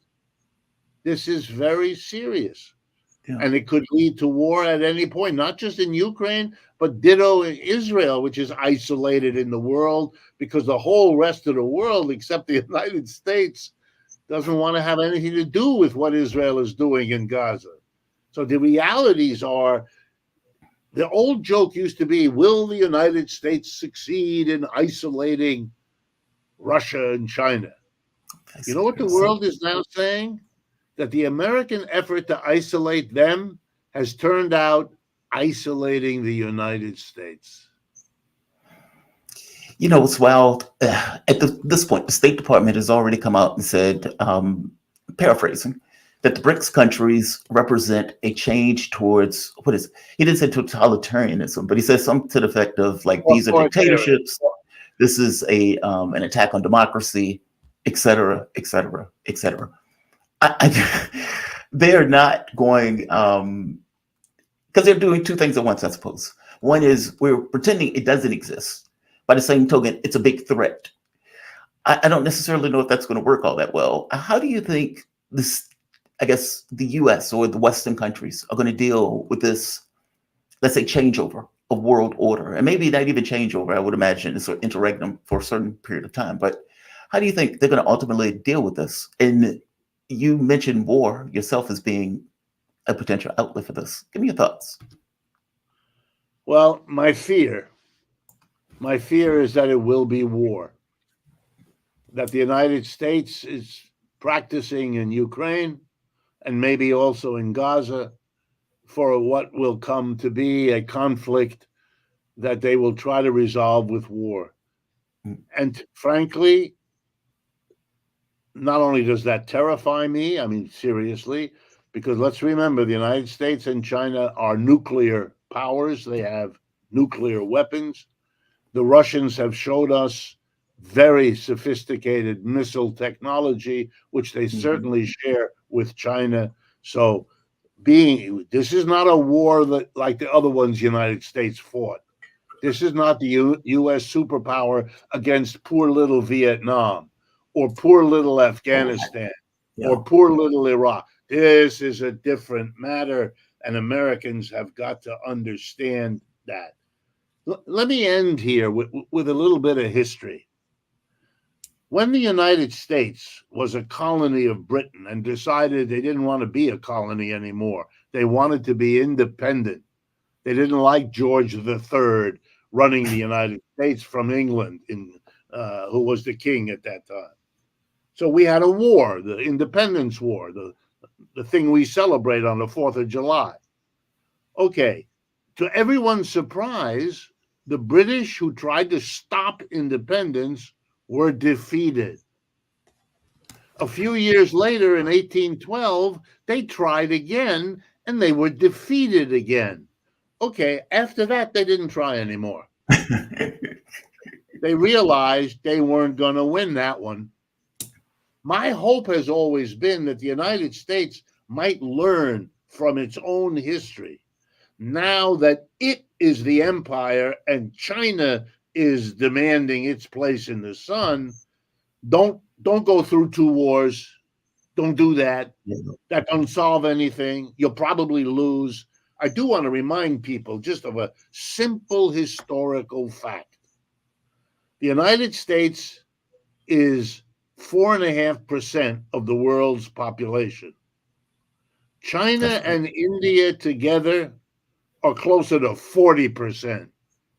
We're talking way more people, 8 to 10 times the number of people. That matters in the long run. Who survives? Don't be so quick. This is not Vietnam or Afghanistan or Iraq, not even close.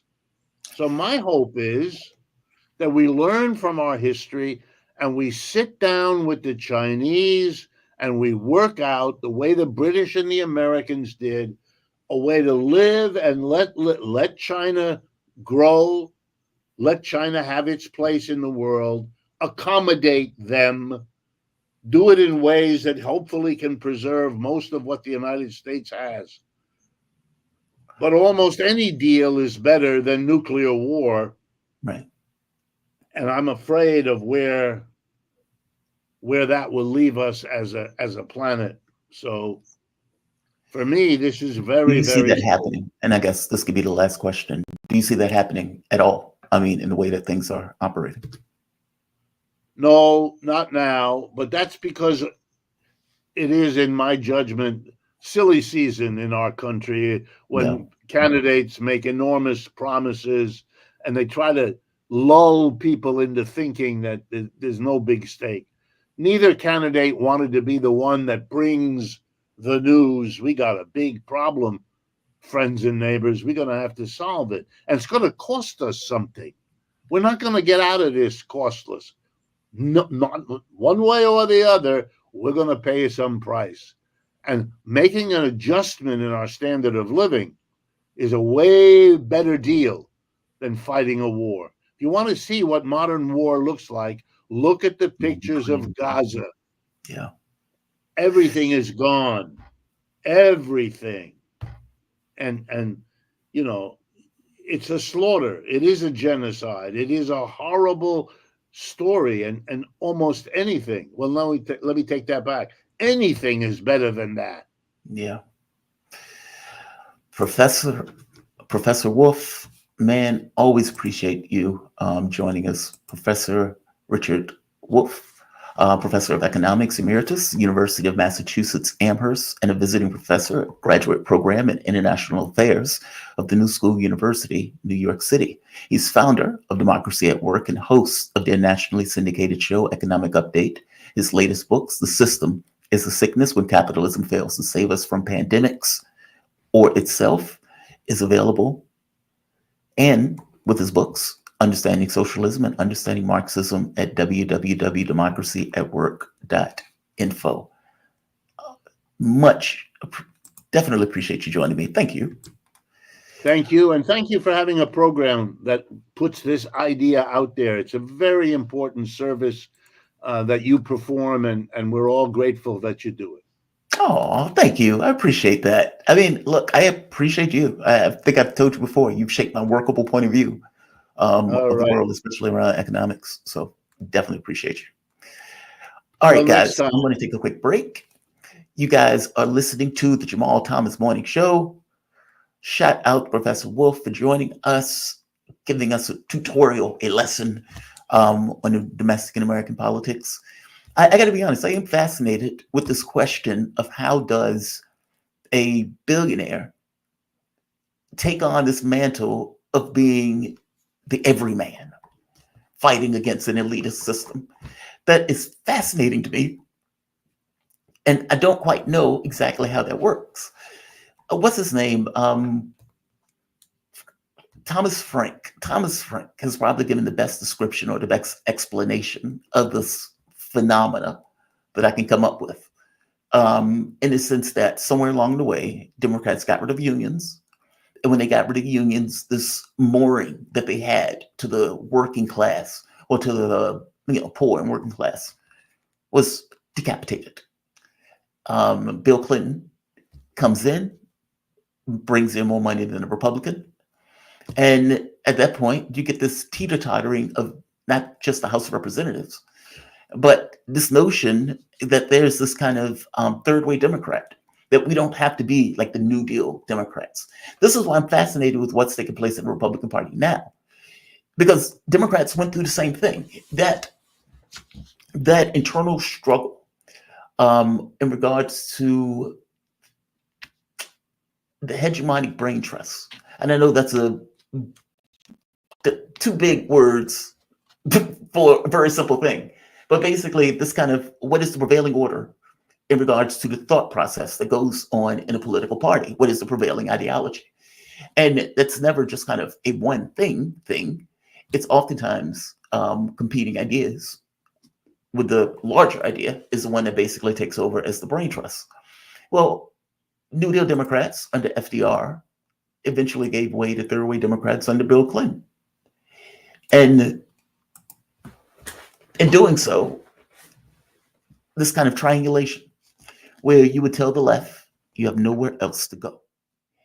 And lefties would accept that, thinking, okay, well, this is better than nothing. And I am a little bit closer to my goal as opposed to not doing this. And that works for years until it gets to the point where people are like, okay, this has become so insignificant that I cannot get out of bed to vote for this or support this. And then you add in other stuff associated with it, whether it's the war in Gaza, whether it's Joe Biden being somewhat of a liability on the ticket, any of those things, right? It makes it that much more difficult for them to get elected. The reason why I said this is very similar to the Republican thing, Republicans right now are in the middle of this kind of hegemonic ideological fight. What is the Republican Party? What does it mean to be a Republican? Now, when this was taking place with Democrats, Sanders was trying to win that ideological struggle. Sanders lost. When Kamala Harris, and they play her ads today, and all of that stuff looks weird today. It's like, she was for surgery for trans, for, the military or in the jails or something like that. Or she was wanted to get rid of ICE detention centers on day one. Like, it sounds so outlandish now based on our own current time. But if you remember at the time, Sanders was tearing it up, and they thought that Sanders was going to take it all. And so the Democratic Party at that point was trying to rub itself in Sanders, believing this is where the energy in the party lies. It's here. So Tom Perez would get on stage with Bernie Sanders. All of these people would rub themselves in Bernie Sanders. And so you would get stuff like with Kamala Harris saying, I'm for Medicare for all. And she would argue for Medicare for all. Or she would, want to get rid of fracking. Or she wants to close ICE detention centers. Like, she would agree with that stuff because at that point she was running against Sanders, and that was what she thought she needed to be in order to get elected. That's why it sounds weird today when you listen to it. But fast forward to today, in regards to the Republican Party, you get a similar situation with the Trumpettes or Trumpians, Trumpers, I don't know what you want to call them, and this other Liz Cheney faction in the party. the Mitt Romneys of the world. And I would wager to you, probably even a large share of the Republican Party that probably just don't have the balls to say anything about it, that don't back Trump. Meaning they would stump for him, they would talk up for him, they may even vote with them, they would do all that stuff. All that stuff is fair game. 3 a.m. between them and their God, what they're showing is fealty and allegiance to the man in charge, because they believe that they would be politically hurt if they did something else different. Fair enough. Basic politics, right? I guess the point that I'm making is Liz Cheney and her types of the world are effectively, look, Liz Cheney voted like 85% with Donald Trump.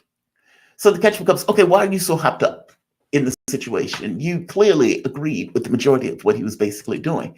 The biggest thing seems to be foreign policy. That, yeah, Donald Trump is going to pass grotesque tax cuts on the domestic front. That's something Republicans typically like. Okay, so what's your issue? It seems to be one of the main issues is foreign policy. And so you get the previous ruling order of Republicans, the Michael Steeles of the world, the George Bushes of the world, the Dick Cheneys of the world, this sort of Republican, which would probably agree with 85, 90% of anything that Donald Trump does. Then you get this other faction though saying, well, wait a minute, we like our wars. We like blowing up places. We like that stuff. That's stuff where we enjoyed. That showed American might around the world. And you get Trump saying, yeah, but it was kind of expensive. And at the very least, if there's a deal on the table, maybe I want a deal. Maybe we shouldn't keep getting into these wars. And they don't like that. Now, I would wager there are other things, right? They're trying to overthrow American democracy. That in and of itself is enough, I would argue, by itself. But whatever. All things being equal, that faction is bumping against each other. And it seems, at least by my take, that you have this faction that finds a commonality with the Democratic Party. I mean, is there really that radical of a difference between maybe a Jeb Bush and a Kamala Harris, or Jeb Bush and a Hillary Clinton? Maybe around the margins, I suppose. But I guess my point is, they believe that if they can beat Trump now, they can take the party back. Now, again, going back to the Sanders thing for a moment, if you remember Chris Matthews pointing out, if Donald Trump, maybe we should let Trump win, because if Sanders wins, he's going to take the party for a generation. So in their mind, if we can beat him now, we can take back the levers of power. We can get rid of him. We have, this apparatus back, and we've reoriented the shit into what we would consider to be our typical brain trust of operation. We'll see. I don't know if it's going to work that way. I mean, if you look at the Tea Party, for example, is there a radical difference between the Tea Party and Trump Republicans? Well, there may be a difference, but, you can see one arcing to the other. We'll see. I mean, as I told you before, my thing was I really wish Trump leaned more into the anti-war stuff. At the very least, lock himself into position on that stuff. But in his attacks on Liz Cheney, on some level, I suppose, he is, weirdly enough, pivoted off Liz Cheney as a way of pushing up his bona fides in that particular, on that issue. It's just weird. All right, I'm going to take a quick break. Shout out to Professor Wolff, Jamal Thomas. Back in a moment.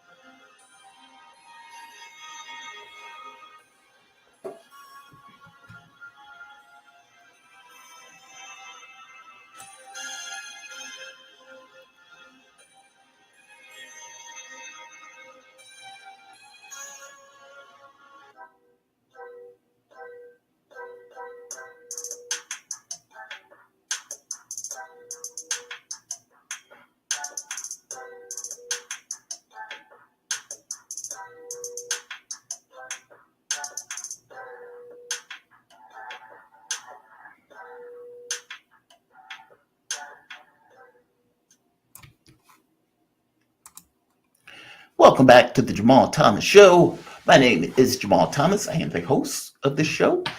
I hope you guys have enjoyed the show up to this point. I want to thank everybody that has joined me. I want to thank all of you that are listening.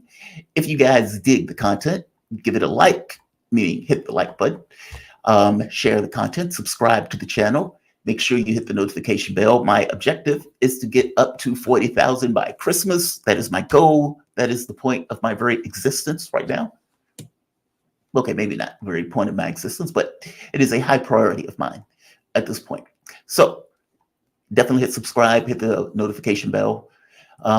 People often tell me that they don't necessarily get the notifications. So definitely hit the notification bell. I pop in at all times of the day.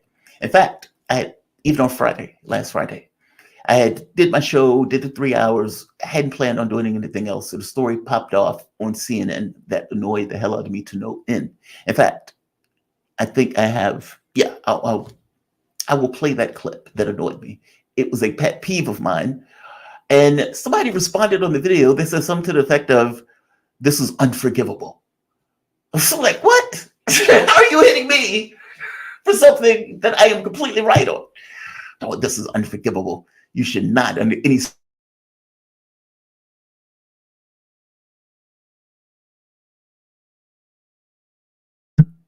looking at events perched at the edge of the world. I don't have a dog in this hunt.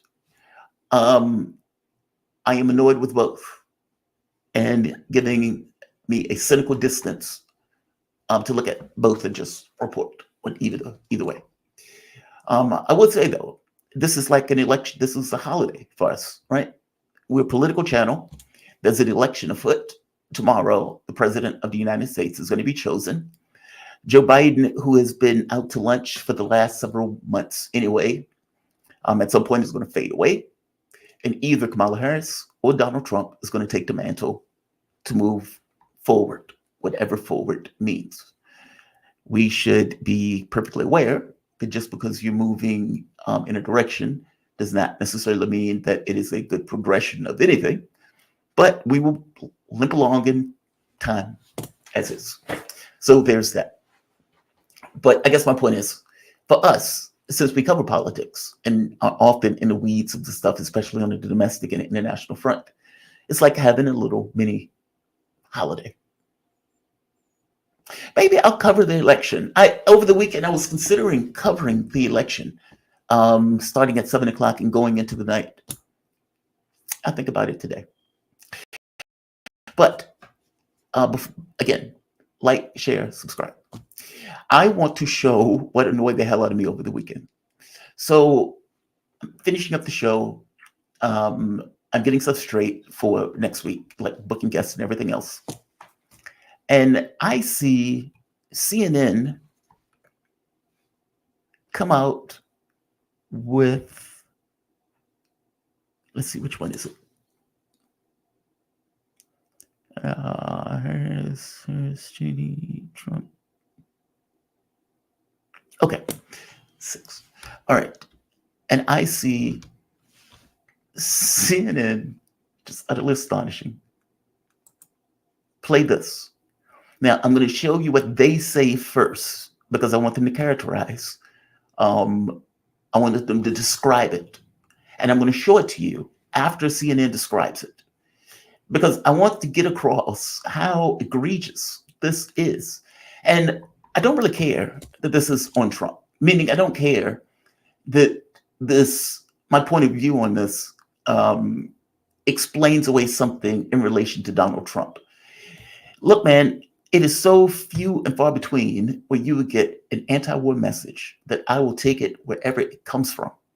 And going back, 20 years ago, anything that he said here would have been perfectly normal, democratic fare, meaning they would have accepted it, perfectly normal for any random Democrat to say the things that he's saying here.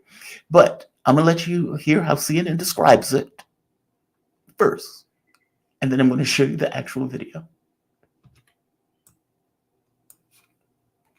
I don't think you even need to call a fire department. He's saying quite explicitly and unambiguously that he was being Jewish.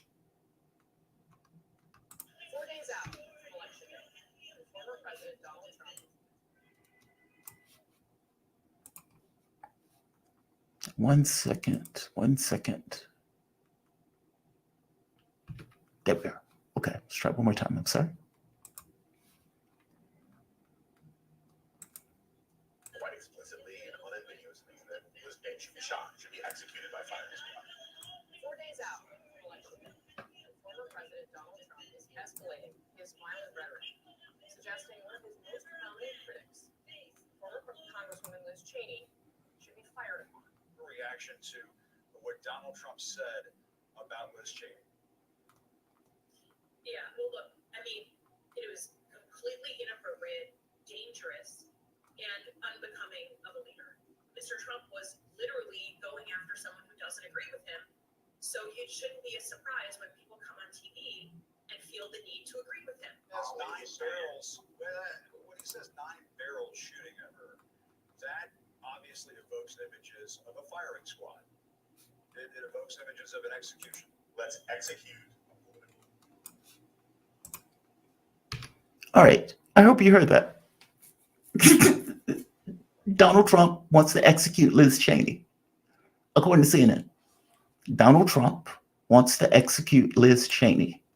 He wants to put Liz Cheney up against a firing squad and shoot Liz Cheney in the face. Okay. Let's hear the actual video that they're taking this from. It was a conversation between Donald Trump and Tucker Carlson. And they were getting on this thing of Liz Cheney being a war hawk. Let me show you the actual video that he is referring to.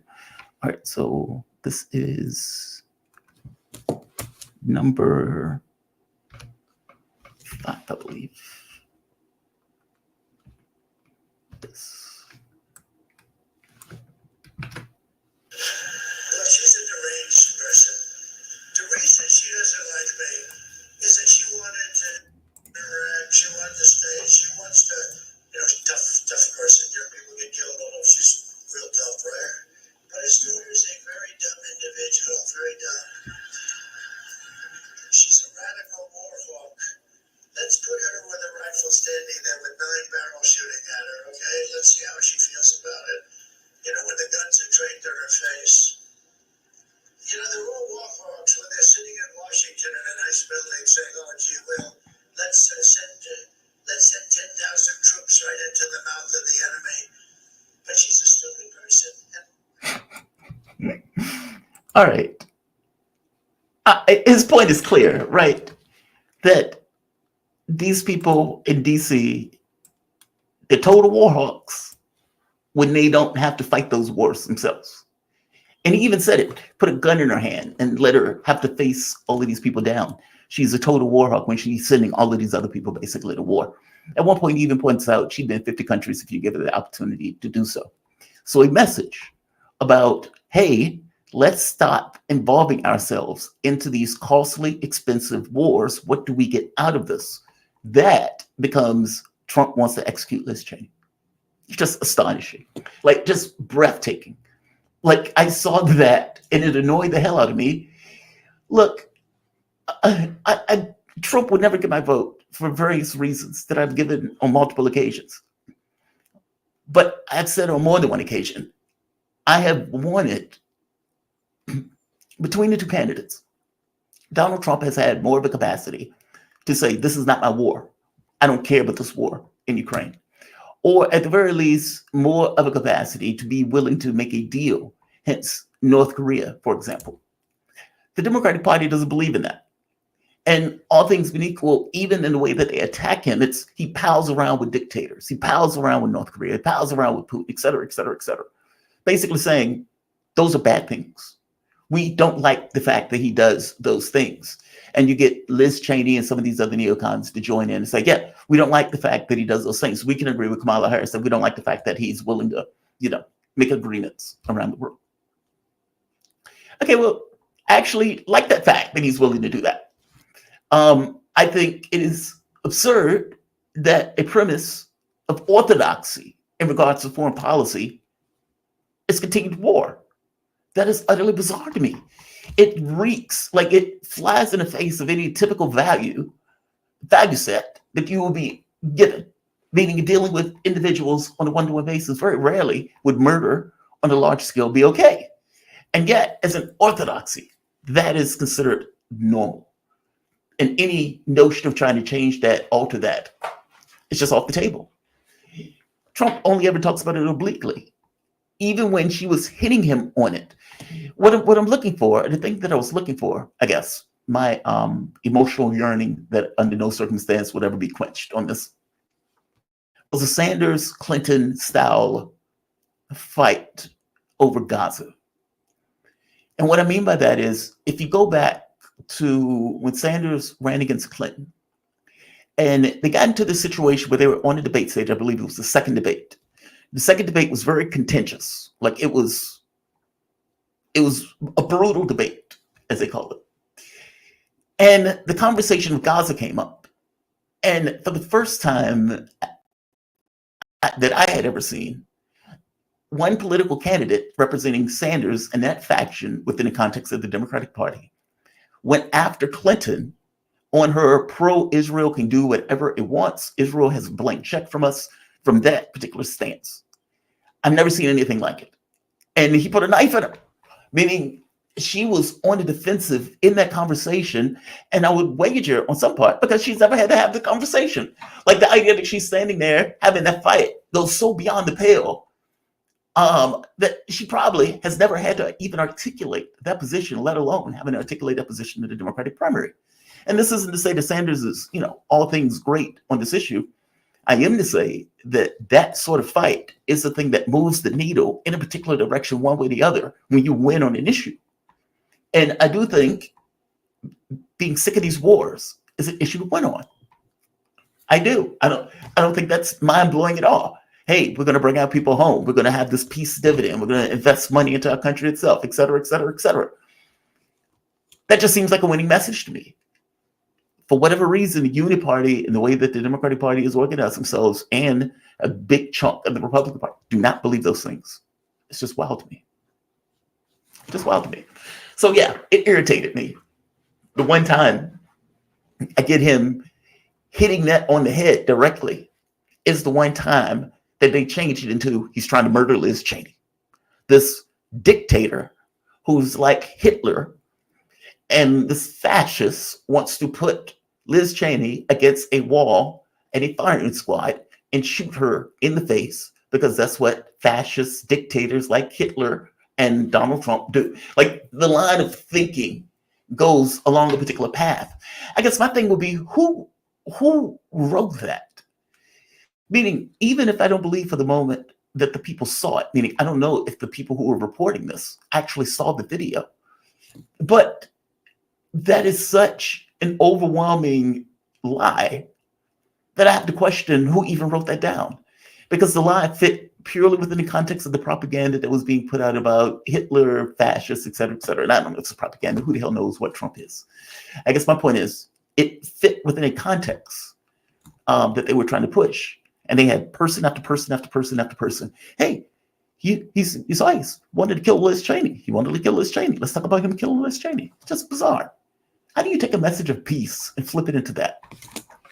And again, just to be very clear, he is not a person of peace. Donald Trump is never a person of peace.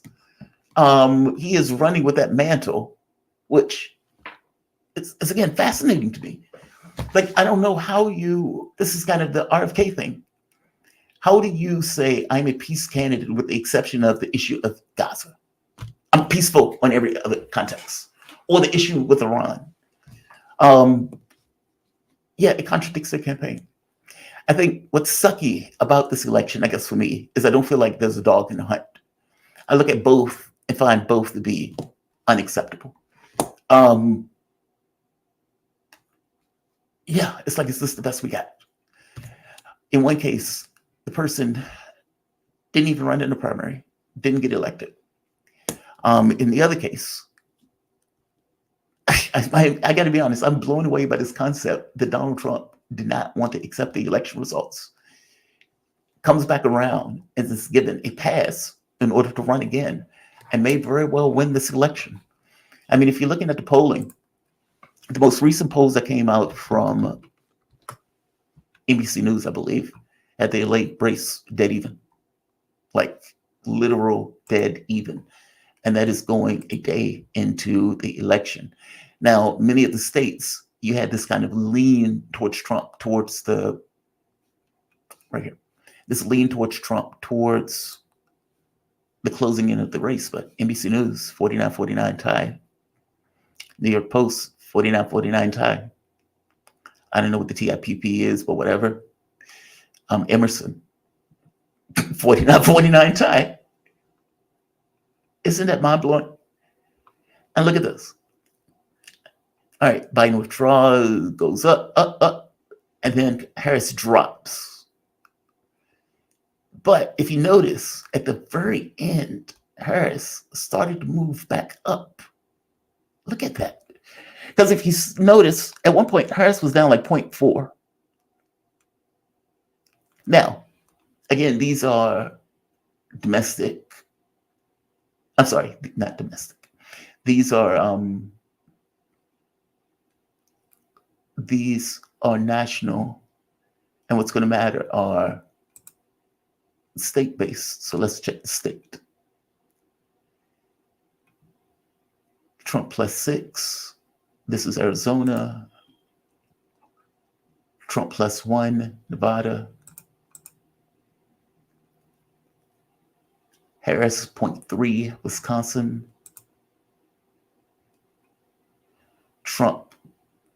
Harris 0.9 in Michigan. We got Pennsylvania.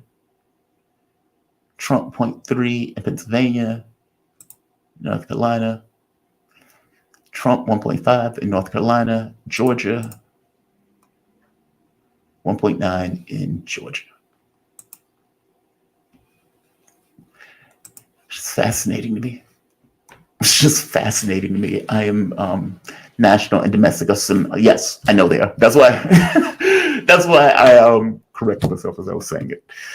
I'm fascinated by this race, and we are going to know tomorrow, or at the very least a week from now, who's going to take over as president. Richard Wolff did make a really good point about the tariff stuff.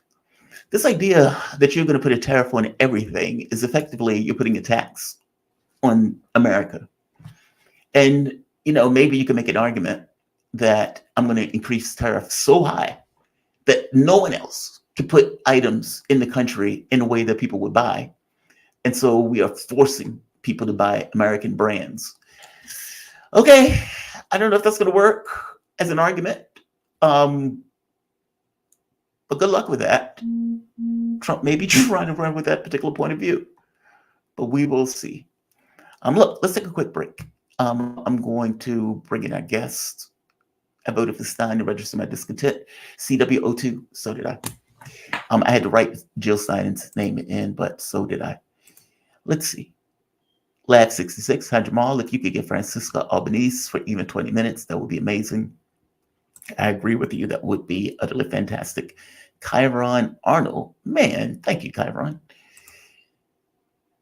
Leave a comment. I always like people leave comments. Lab 66, small benefit. If Kamala loses, at least Count Smirkula. Matt Miller will also be gone. Matt Miller is a sociopath. I swear to God he is. Look, from my point of view, I don't know if they would be there anyway. Like, I don't know if it's a situation where I don't know how many people are going to remain on Harris's ticket, even if Harris wins. So I have no idea. And I got to be honest, I don't even know if anybody knows for sure who's most likely to win. You can have a situation where if they underpredict by 1%, overpredict by 1%, what does it mean in the context of the race? I mean, it could be a drastic swing. In 2016, you had a lot of people who did not necessarily want to point out, yes, I'm voting for Trump.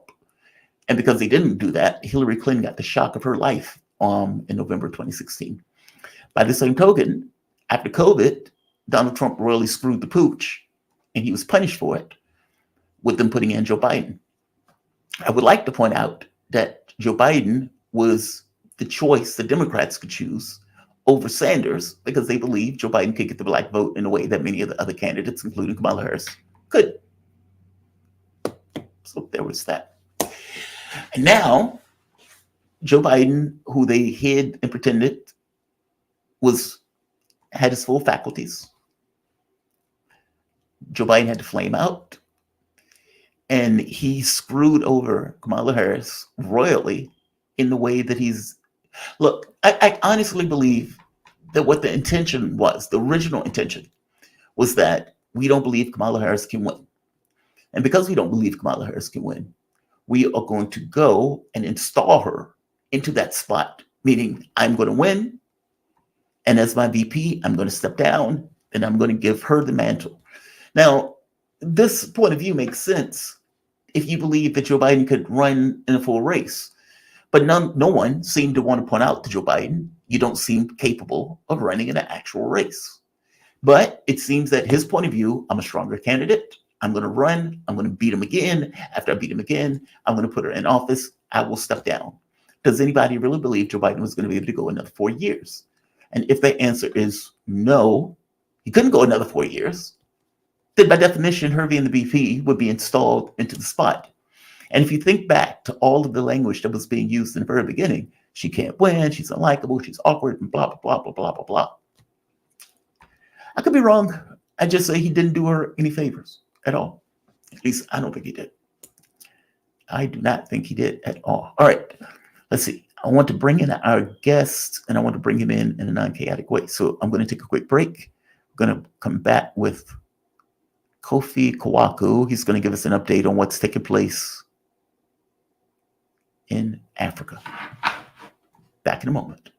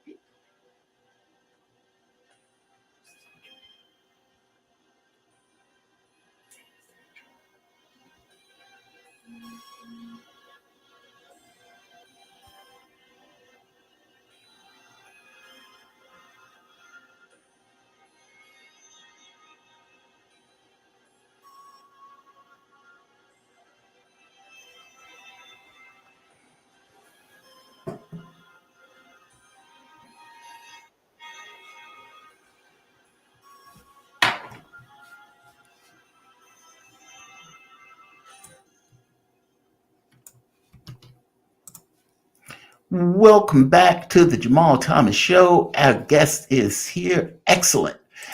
Let me give the introduction. We're joined with Kofi Kawaku. He's an African analyst, senior research fellow at the Center for Africa-China Studies at the University of Johannesburg. Kofi, man, thank you for joining me. How are you doing today? I'm doing well. Thank you very much. Strangely, I don't see you popping up on the screen there. One second. Okay, can you hear me all right? No issues? I can hear, yeah, I can see you now. Yes. Okay. All right. So the reason I brought you on, well, I guess there's a few reasons. One, I've always enjoyed our conversations. And I've always been fascinated with what is taking place on the African continent, especially now, as that continent seems to be taking a lot more prominence in regards to the geopolitical stage, whether that's militarily, whether that's economically, across the board. This kind of reshuffling of the board of sorts, to talk about it in somewhat of a poor way.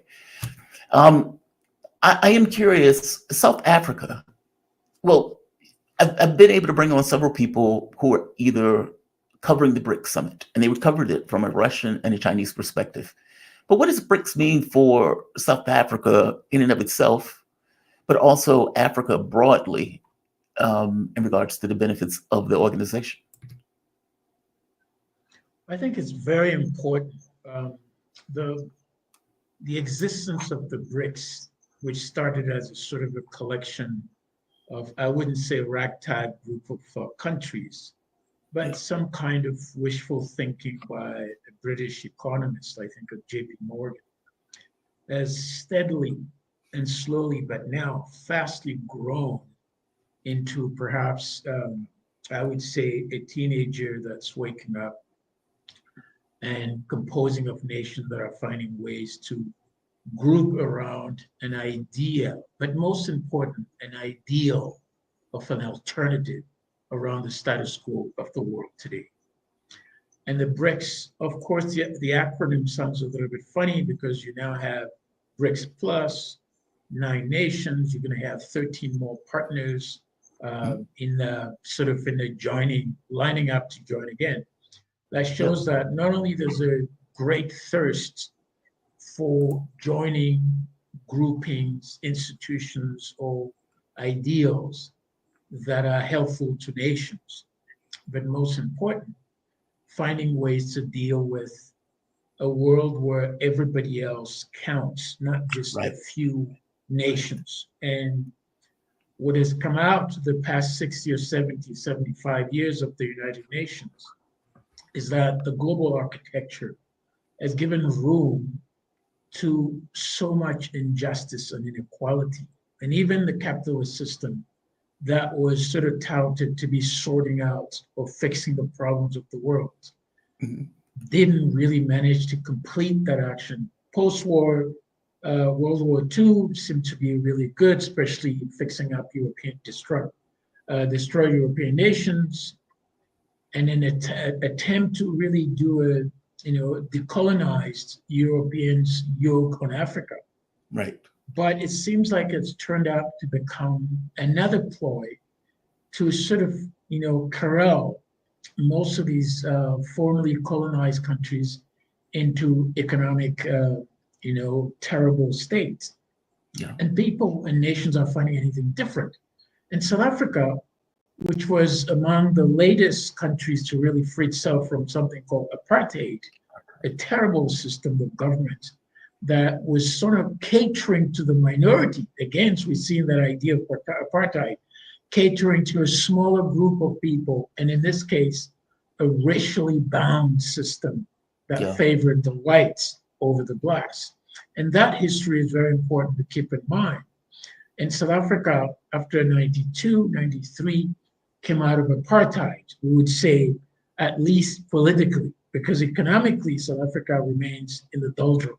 And as you know, South Africa, the past 15 years, hasn't grown, not even across 1%. And that's a big, big problem for South Africa.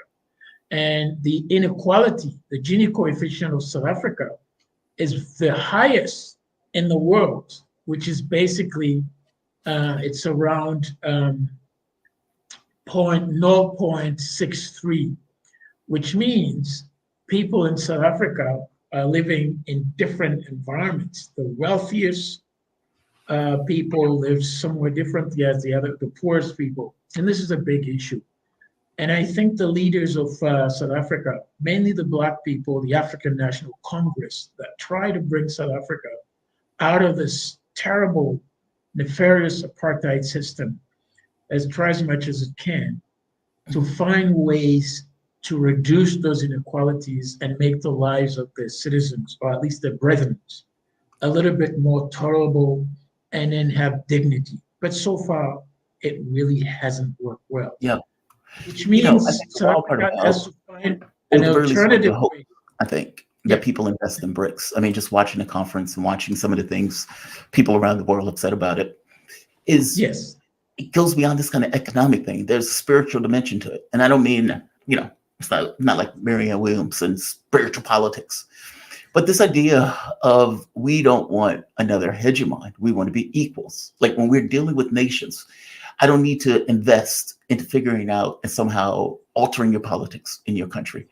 You can be you, but on the world stage, we're going to engage each other as equals.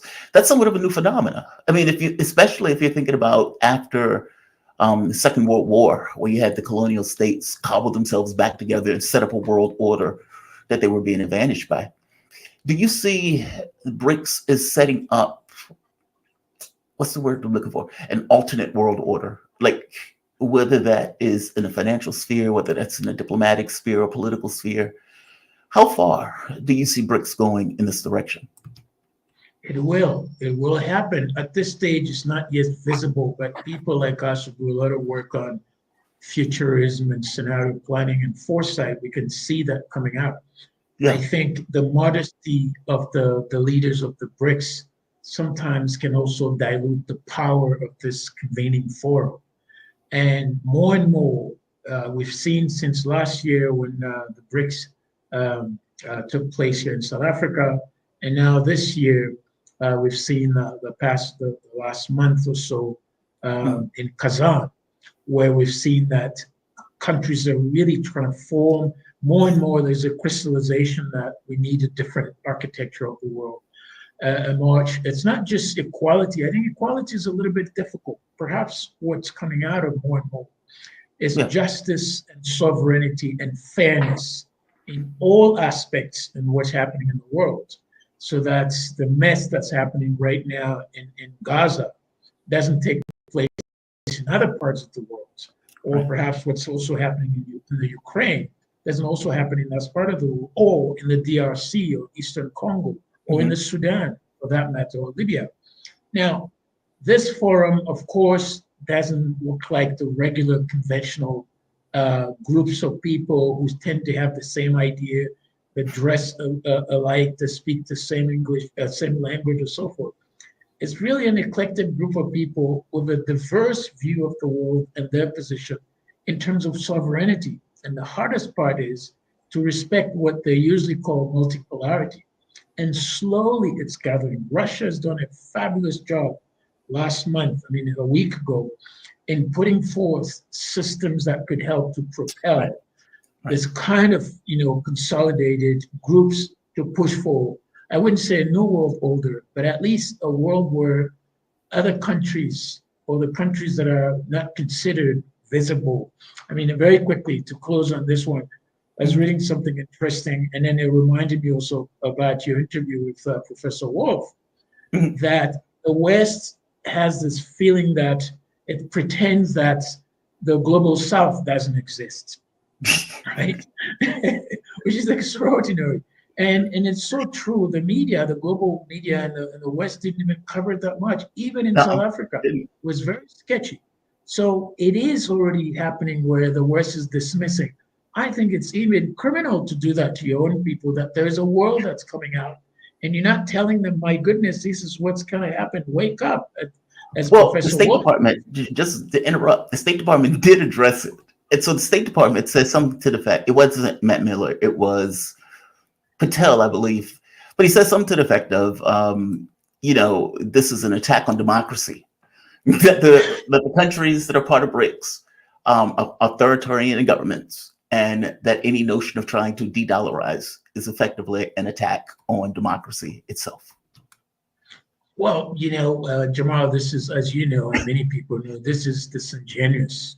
There's nothing, a true Democrat who is saying that needs to know that, in fact, in the world, democracy means alternatives, not just two candidates, but multiple candidates, and then the ability to have alternatives that people can exercise.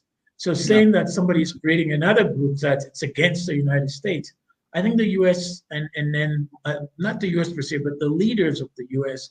are projecting their fears on structures they should be taking into account and help to create, because the world must change. Yes, but from my point of view, the U.S. has a take, and look, it operates in politics too, I would argue. I'll always say there's no such thing as international law. And I often say it because when it comes down to issues of national security, countries do whatever they think that in their best interest.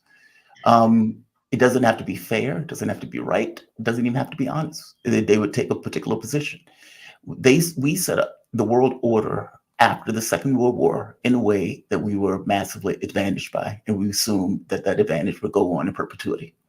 And when you start getting all of these organizational countries, whether it's China, Russia, India, et cetera, and they start building up their own economies, and we look at the world and we're like, whoa, China is 3 times our size. We can't compete on an industrial basis with a country that size, even for that matter, that pay their people a certain amount that we can't compete with in regards to the payment. which is why Trump is around screaming sanctions and tariffs and all that other stuff now. I guess my thing is, from the point of view of the world, or from the point of view of the United States, we were okay with the world as long as we were in advantage.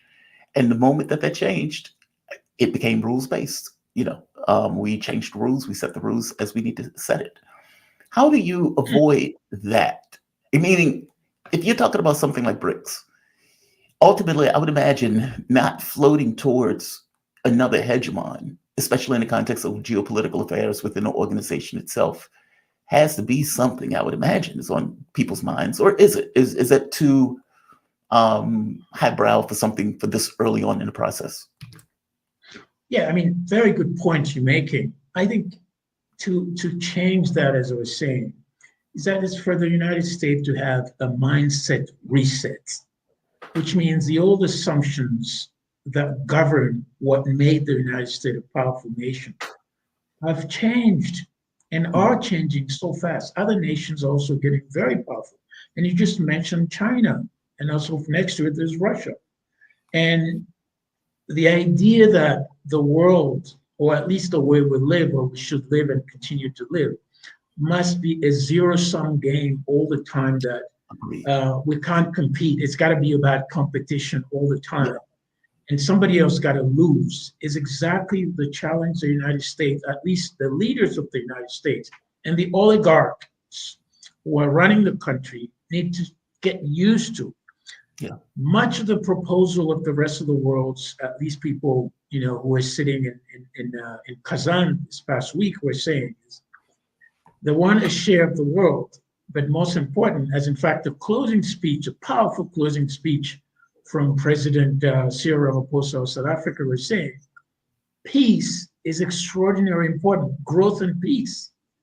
And it seems the United States has a hard time incorporating peace and stability of the world, because much of its economy is an economy of war, functioning on some of the top, military companies, armed companies, Lockheed Martin, General Dynamics. I mean, the list goes on and on. There are about 40 of them in the top 100 of the best sellers of arms in the world, according to CIPRI, a think tank, I think in Sweden. Now, if you look at it this way, that mindset is that it's going to be difficult, because it's hard for somebody or a country that's got power to relinquish it easily. Right. And this is where I agree with Professor Wolff, you interviewed a while ago, that it's going to happen. There will be a war. If the US won't relinquish it, same as Britain or France, until their hands are forced largely. But it will be a miracle if that change in new structure or architecture takes place. And that's the mindset that must take place or be forced to take place. And that's one of the reasons a possible war is going to come out, at least a conventional war. But we know that an conventional war is already underway with economic sanctions and information warfare, cyber warfare, and so forth, already underway. Yeah, I would argue it's already happening. Even several years ago, I would point out that the issue with Ukraine goes beyond Ukraine. This kind of test of strength of, whether or not NATO is going to be able to inflict its will in Europe, or for that matter, where Russia has the ability to say no to something that any other sovereign nation would say no to, including the United States. I mean, just outrageous. Like the idea that I'm going to expand to your border and then, not understand why you would be concerned or perturbed that I've expanded to your border with a huge military at the ready. I am curious on this other thing, though, South Africa. One of the fascinating conversations that we had on South Africa had to do with the South African election. And this kind of coalition between the ANC and I forget the other group, but fill me in. But this was Democratic Alliance. The Democratic Alliance. Went off with the ANC, but there was one that wasn't. How has that gone up to this point? So far over the course of, I think it's been several months since the government started?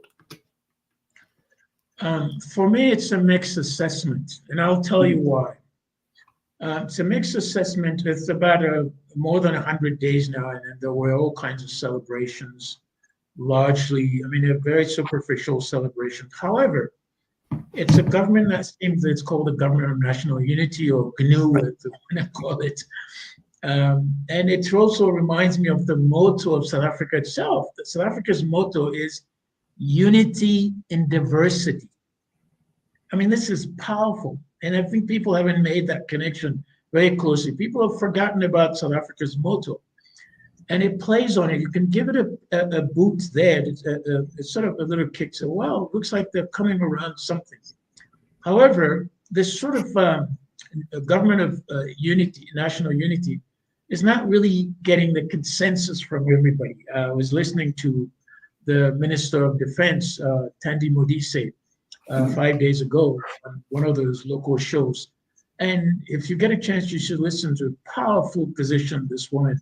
In fact, she was in Russia a couple of months ago. And so the government of unity, national unity, is attempting to bring together the country in a way that hasn't been seen. But it's a product of the partial rejection of the African National Congress and its failure to deal with some of the most pressing issues in this country.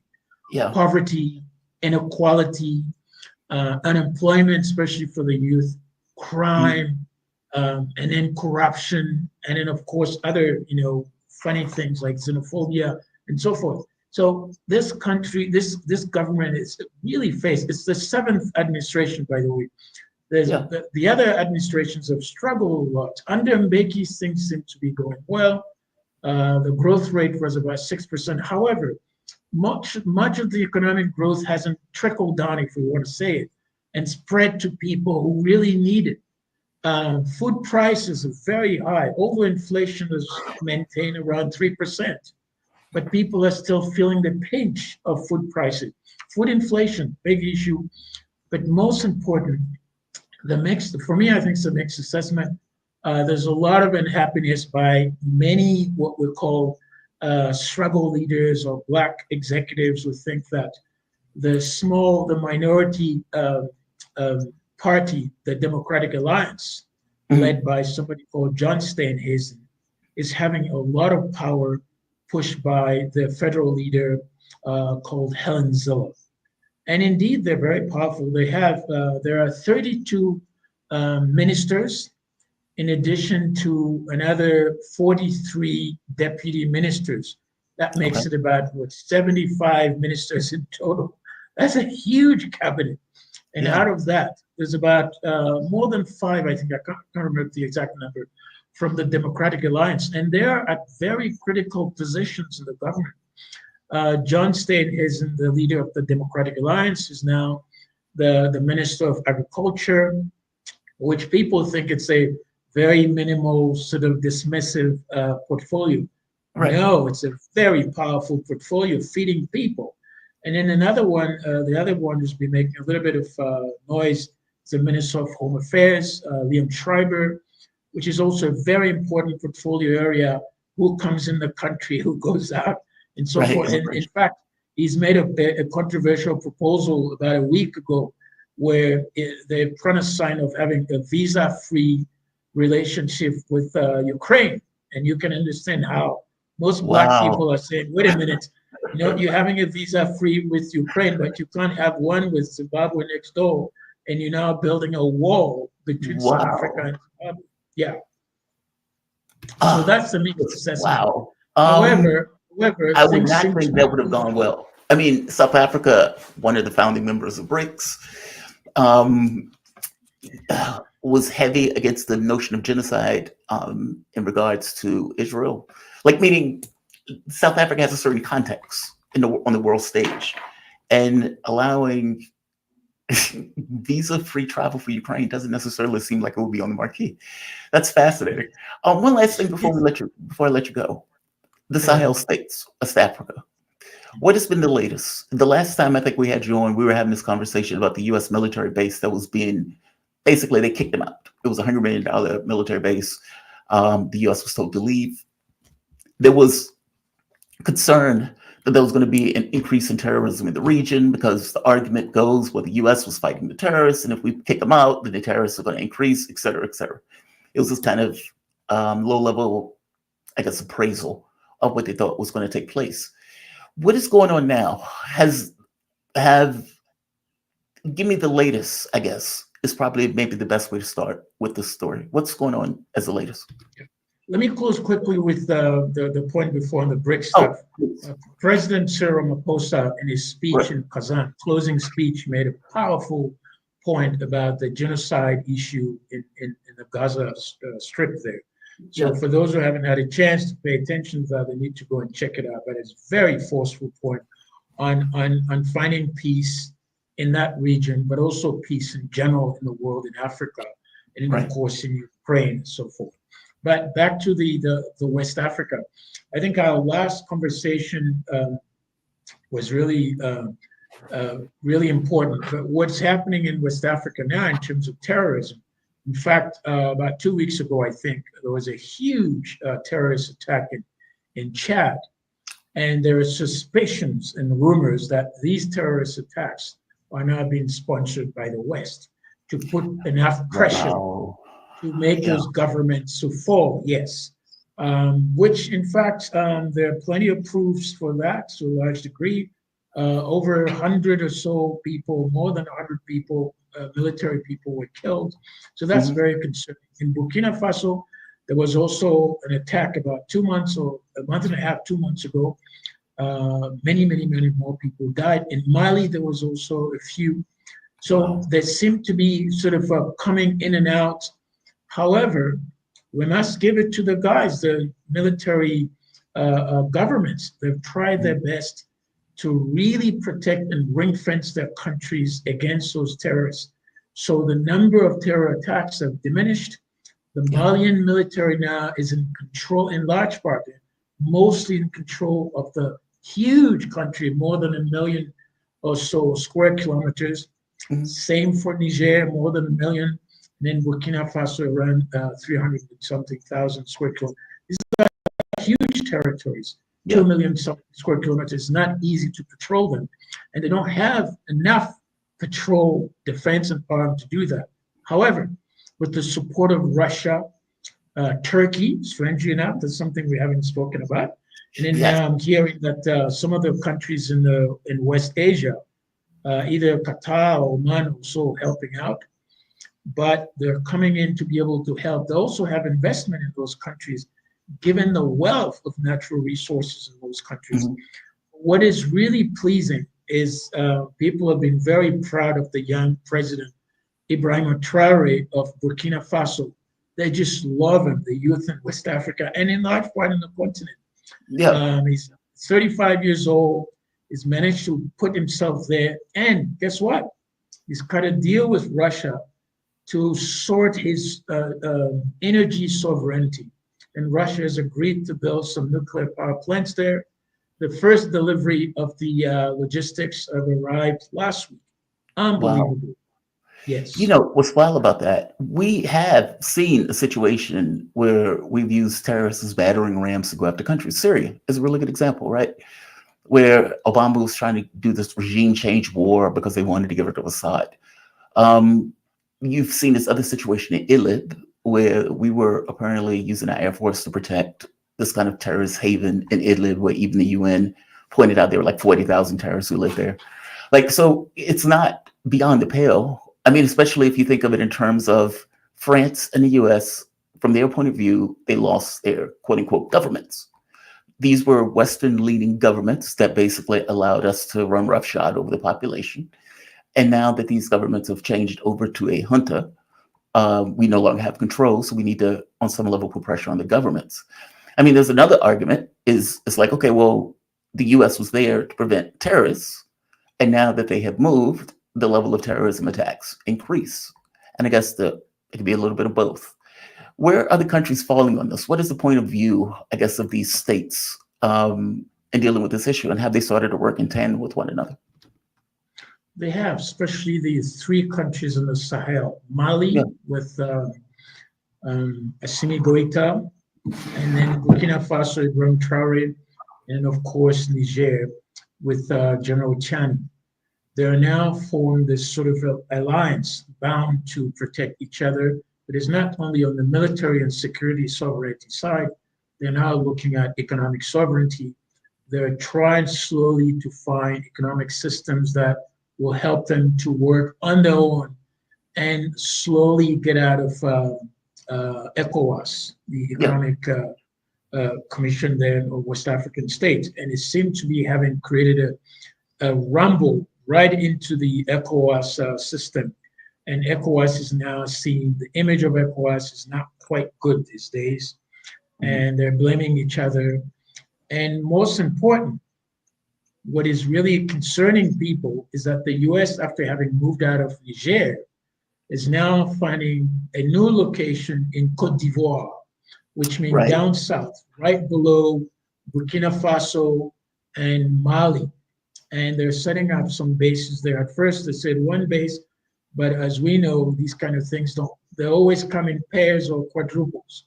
Yeah. And so people are very concerned about the US moving into Cote d'Ivoire. Anybody who tells you they're not concerned are probably the people who will be benefiting from it, which means the US looking for a geopolitical position in that area because of the position of Russia in Mali, Burkina Faso, and Niger. So the geopolitical tensions are rising up, Yeah. but they're taking place largely between proxies, proxy countries, proxy leaders in the area. So the proxy leaders now are, if you want, President Ouattara, Alassane Ouattara from Cote d'Ivoire, who's muscling a few more groups with the president of Benin, Talon, and then a few more, and the Sahelian leaders of Mali, Burkina Faso, and Niger. And that's the tension that's simmering now. I hate to interrupt. I really apologize. I have another guest that's coming. I have a hard deadline at the 8:40. But man, thank you for this. I've always appreciated these conversations. I've always been fascinated by these conversations. It's so much that goes on, and under normal circumstances, it's not in our spotlight, like the media is typically out of it. Kofi Kwaku, he's an African analyst, senior research fellow at the Center for Africa-China Studies at the University of Johannesburg. All right, my guest is here. Kofi, thanks, man. I really appreciate it. All right, I want to bring in my guest, Carmela Escalante. She is fantastic. I followed Bolivia over the last several years, especially since the coup took place. And in perusing the news over the weekend, I came across something dealing with Evo Morales. They're saying they're armed groups. And I saw Camilla's reporting on this. This was one of her, let's say, the areas to which she reported. Camila Escalante, she's a journalist and correspondent reporting in Latin America and other surrounding topics. Camilla, can you hear me all right? I can hear you, yes. Okay. So I will read CNN's take on what is taking place, and I want to get your response on whether or not this is accurate, correct, or somewhere in between. Sure. An armed group is taking control of a military post in central Bolivia and is holding more than 200 personnel hostage. The Bolivian military said Friday that a, quote, irregular armed group, unquote, had kidnapped military personnel and seized weapons and ammunition from the base situated near the central Bolivian city of Cochabamba. The Bolivian Foreign Ministry said that more than 200 military personnel has been taken hostage during the incident. It's this part that threw me. Bolivian President Luis Arce said the armed groups was, quote, affiliated, unquote, with former President Evo Morales, but did not offer evidence for the claim. Okay, what the hell? And what does Evo, you have to break this down for me. I am completely confused. What's going on? The claim of the people taking the bases, well, this is similar to what took place during the coup that transpired in Bolivia in 2019, which was that people in this area, this is a rural area in which there are, let's say, a population of at least hundreds of thousands of people, spread among a very wide part of the department of Cochabamba. And they're all peasant, small-scale farmers. They're indigenous people who, in large part, primarily grow the coca plant, which is traditionally used in Bolivia to this day and other parts of that Andean region. And they also grow other agriculture that services and feeds the entire country. Well, they've been in a lot of ways, they have their own system there, and they don't necessarily accept that there's, the central government there imposing on them. But they particularly feel unsafe given the history of intervention by the DEA, which was a power in Bolivia before Evo Morales expelled the DEA. And of course, the US Embassy had a lot of control and influence over the policies of the national government of Bolivia during the neoliberal period. So in the coup period, they expelled some of those forces, the police and military, from their command posts in that region, saying we have the ability, due to our union structures, due to the way in which we're organized here at the grassroots level, that we don't need these people policing us, and especially not policing us, in the name of a national regime, not even, a coup government that is coming in just to violate the rights of the campesinos here. So in this case, what they've done is, when that assassination attempt took place last Sunday, 8 days ago, these people went and followed the vehicles that had been participating or involved in the shooting against the vehicles of Evo Morales, and they followed them back to one of the barracks, which was the 9th Army Division. But there are also a couple of other police and military posts there in that area. And what they did was they started watching them. Well, they call it a vigilia, which would translate to English as a vigil, but it's not really a vigil. It's a watch over these posts to see what they were doing. They demanded that that the vehicles that had entered this army post be brought out. The people who were in those vehicles that had shot at Evo Morales were airlifted out by helicopter. They literally fled after this operation. And we now know that those are, of course, that they were agents of the national police. And so people said, we're not going to allow, this is an issue of security in our region, we're not going to allow these agents of police or potentially the military troops to try and come and repress us, as we have seen repression in other parts. Wait, 1 second. Okay, I want to make sure I get this right. So are you saying that there's the belief that, okay, do you think the Arce government had anything to do with this, or do you think this was the military as an entity unto itself being involved? It was not the military, it was the police. The police, I'm sorry. And so it is an element of the Arce government. So it's not necessarily, and Evo has not made the accusation necessarily that it was ordered by Luis Arce. What Evo has said is that if it's not Luis Arce, the president himself, who has had different problems with Evo and Luis Arce have had a split. There's been a lot of animosity between them. There's a lot of tension in the country due to this split between the government and the MAS, the movement towards socialism, the most important political force in the country. If it's the case that it was not ordered by the executive, then the executive himself needs to go and fire the interior minister, because it's the interior minister who is in charge of the police and all of the police operations, be it anti-narcotic operations, be it against organized crime and things like that. And the interior minister himself went on he went on television, he had a press conference, and he explained what exactly happened according to him. He gave a certain narrative.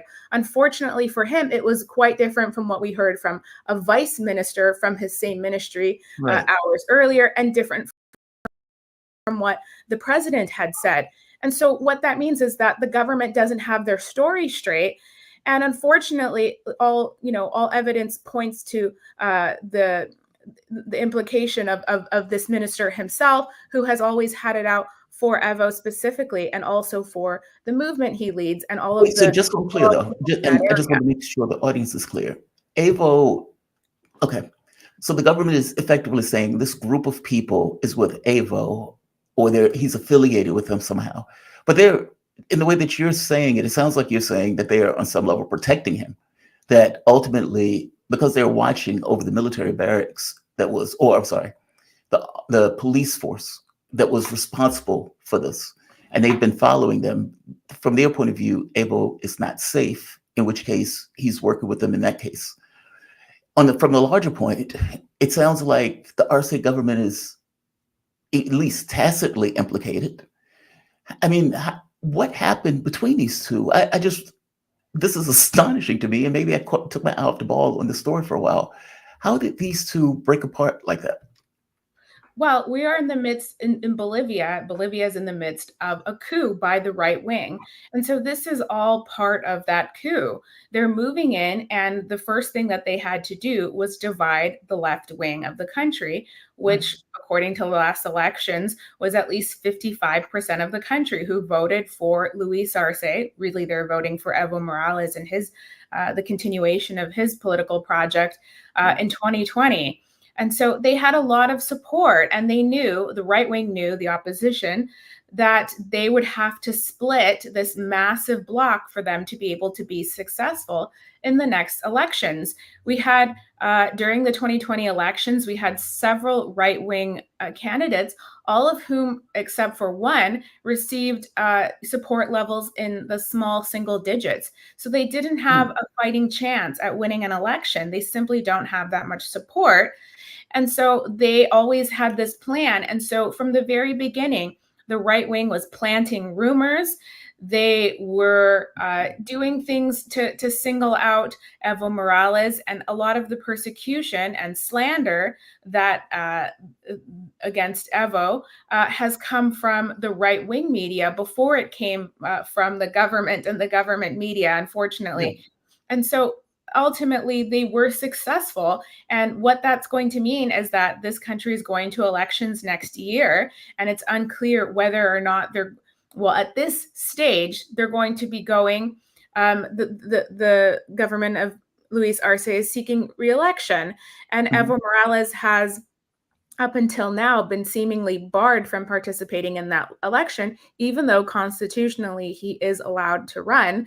They have been looking for other means, the electoral authority, of barring him from running, even though he would be the most popular candidate, obviously, to run in general, but certainly representing the left of the country. So what Evo had been demanding during these past months is internal primaries, where Luis Arce and himself went head to head to see what the bases of the left, both the movement towards socialism, the different social movements, and those who continue to support this government, to see who actually was the most popular candidate to run next year. That has yet to happen, and that continues to be one of their demands. I am shocked by this. I am blown away by this. I mean, Arce is only in power because of the coup that had taken place that took Evo Morales out of power. And they were able to get rid of, Janine? I forget some of the names just because I haven't covered this in a while. But I do remember Arce being, I'm not going to say the consolation, but at the very least, he was this kind of continuation of the Mas party. So my assumption was that the moment that Evo gets back into the country, the moment they get back into this kind of normal order of politics, the Evo will most likely get back into the political space somehow. How are they creating a justification, even within his own party, to bar him from a primary process? How does that work? Can you repeat that again? So I guess what I'm asking is, how can they bar Evo from running in a primary process? Meaning, he's a politician just like anybody else. There's nothing that's preventing him from a constitutional sense, I would think, from running. So how is he able to bar him from running in a primary process? Well, because they would have to be involved in the same primary process in order for them to select one candidate from the left wing. Right. And at this stage, the movement towards socialism, as we knew it previously, is in large part still led by Evo Morales. He's still the president and leader of that movement, and in large part, all of the same organizations, the base organizations, still exist. But at one point, several months ago, you may recall that, when the split actually happened, that some leaders of some unions and organizations, particularly in La Paz, said that they were going to support the government. And so for a brief period, it seemed as if they were pretending as if there were two parties now split. Oh, But we wow. really know that it's still just one party that that has the same structure and membership as before, but now the government is not really identifying as much with the party, but ultimately they're too split to even come to the table and negotiate to be able to work towards that. They're currently, Evo Morales is on something like day 3 of a hunger strike. Yeah. And so that is one of, negotiation is, or dialogue at the very minimum is one of the demands of the hunger strike, because Evo gave the strong, not suggestion, but he urged, and he suggested that those people who are now on something like day 20 or 21 of the of this strike that's taking place, these massive highway roadblocks, he suggested that they actually lift them, because now there have been some deaths and wounded, and there have been a great number of people who were arrested and transported to La Paz. And so he said to avoid any more violence, that they should take a pause on this. And of course, the bases decided not to. It's just another piece of evidence that it's not Evo calling all of the shots, but actually the grassroots themselves. Evo didn't want to see or be responsible for any more deaths or wounded, or what are going to be political prisoners who are now being, they've been transported, and thus they are being they're going to be tried, in a different part of the country. It's more difficult for them to get the representation they need. And a lot of human rights issues that's being dealt with there. But people said that they wanted to continue to hold the same roadblock. So people are very unhappy on their own. Just in general, this whole strike that's taking place, blocking half of the departments of Bolivia right now, but the one with the most economic impact is this highway that connects Cochabamba and Santa Cruz. Evo never wanted to have these roadblocks when it was something that they could avoid. He called for a national a march. He called it a march for life. That was thousands of people marching throughout the country to La Paz to speak to the government and hold dialogue. And that was what he wanted to do. He thought that they should do a march. And this is one of the things that they're trying to prosecute him for, is for leading the march, because they say it's terrorism, sedition, whatever else. It was really just like a bit of a parade, and it was far less violent than the confrontations that are taking place now between those communities and the police who are trying to lift the blockades.